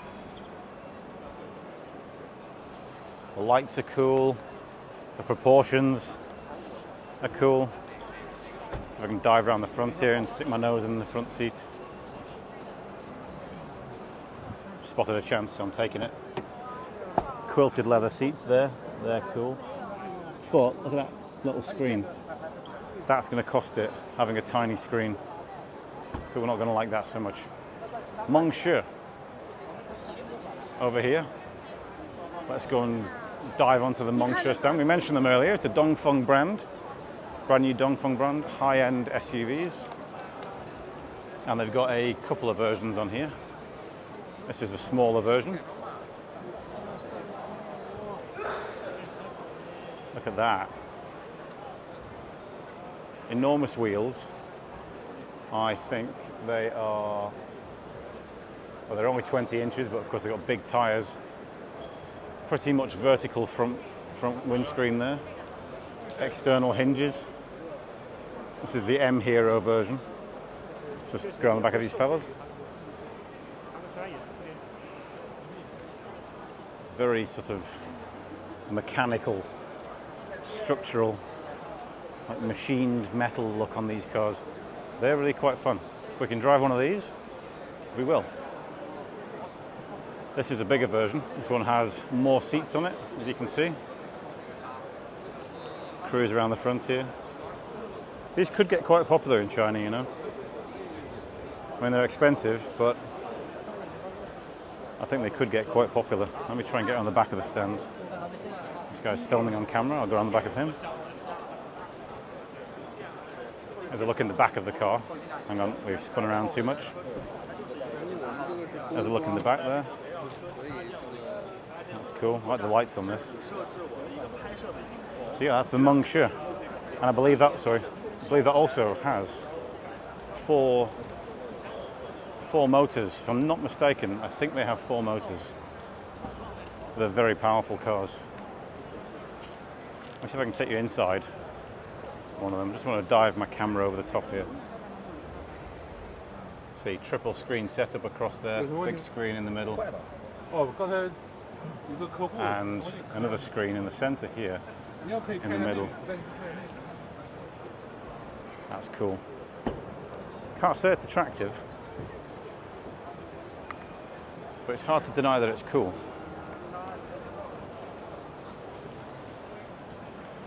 Sorry.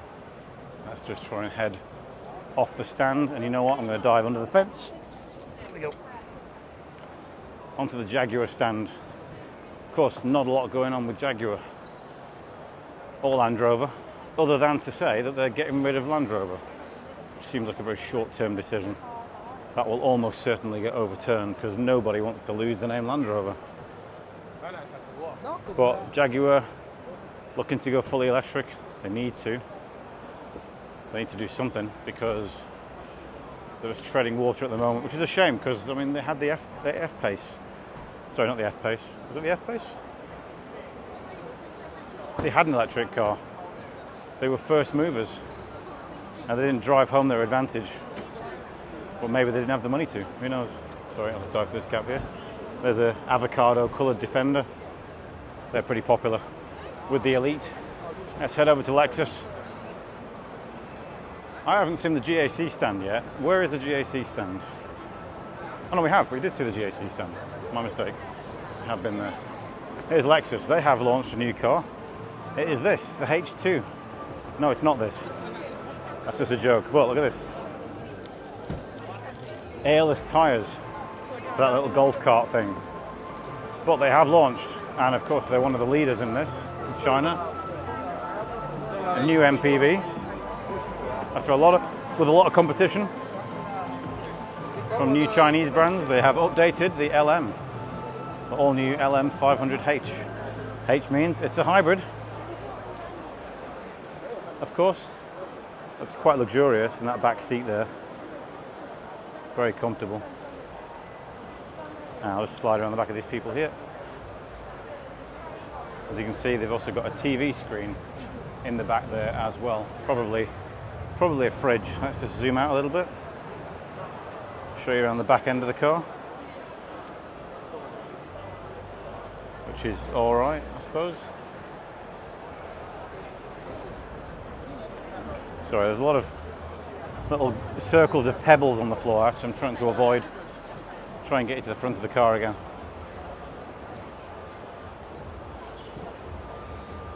There we go. There's our front end. Big hybrid grille.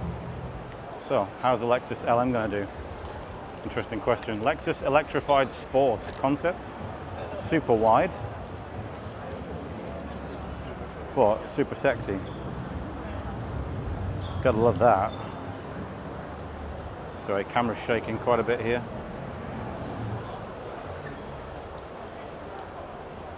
That's very cool. And then what have we got here? This is a off-road version of, oh, don't know the name of this one. RZ450, I think. Right, there's loads of people around here, so I'm gonna have to move out the way. This looks like a sport version with big wheels. And over here we have a lowered, very lowered LC500H. I'm not sure what they're trying to do with this, because who's going to drive an LC500 like that with the wheels all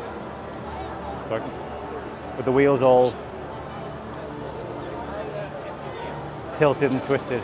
I don't know. Just seems a very odd thing to show on the stand. But they have Voya, of course, another Dongfeng brand. We saw them earlier. What we didn't see was their concept, which I'm going to try and get a look at. If I can dive through this crowd here. Sorry. This is the iCozy concept. And I'll put information about it on the bottom of the screen. There's too many cars to learn them all this time, I'm sorry. But this is a sort of a four-seater looking concept, I think, with 23-inch wheels. I mean, they look a lot bigger in real life than they look on the camera. And the car itself actually looks absolutely enormous. It is probably the width of a car and a half. It feels like anyway. Let's dive over here. Let's check out these lights. They're quite cool. So no new cars from Voya because they've just done the Zhueguang. So it's a bit soon for the next car.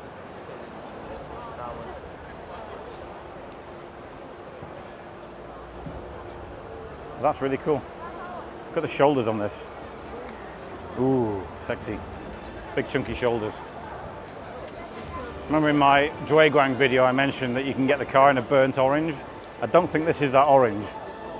But that is those hideous wheels I was telling you about. We don't need any more of that. And finally, we will head over to Tank. Do they have anything new over here? We have seen a Tank previously. No, we haven't. We saw what we thought was a Tank, and it wasn't. But they have a 300. They have a 500. This is a different grille for the 300. And on the back over there, I've just spotted it, we have the new car, which is the 400. Let's see if we can get nearer to it. Dive in here. Yes, this is the Tank 400. It's a hybrid, as you can see from that green number plate. Sorry, it's definitely not electric. And I wouldn't say it's attractive either. We've got an influencer here doing a video for us. Video of the car. I'll see if I can just squeeze my camera in the back there.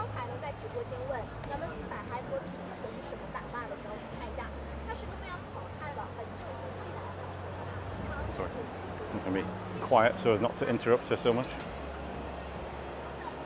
There's the back of the car. See if we can zoom into the front from the back here.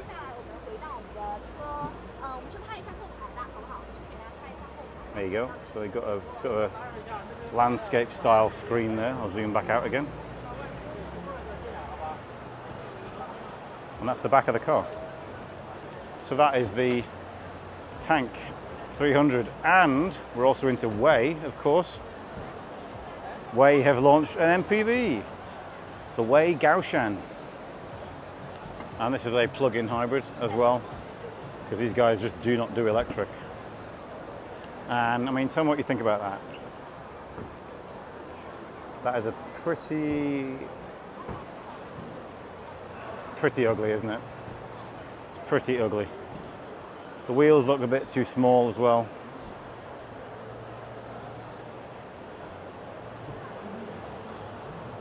I mean, it's basically a Hongqi, which is weird because a Hongqi is FAW. And Great Wall Motors is a separate company. But it looks like a Hongqi. Is it a QM9? I think it was earlier. Sorry, I'm going to walk into the cleaner. Not a lot of people checking out the Huawei Gaoshan. And by not a lot of people, I mean not a single person checking out the Gaoshan. But of course, Huawei have also launched the Lanshan last time it was a concept. Now it's the real thing. See if we can get you near one. This is the Lanshan, so this is the third car on this stand. Looks, I mean, the colour is pretty cool actually. That's the same colour as you get on the Li Auto, which we really like, that green. See if we can hijack somebody's experience. This fella here.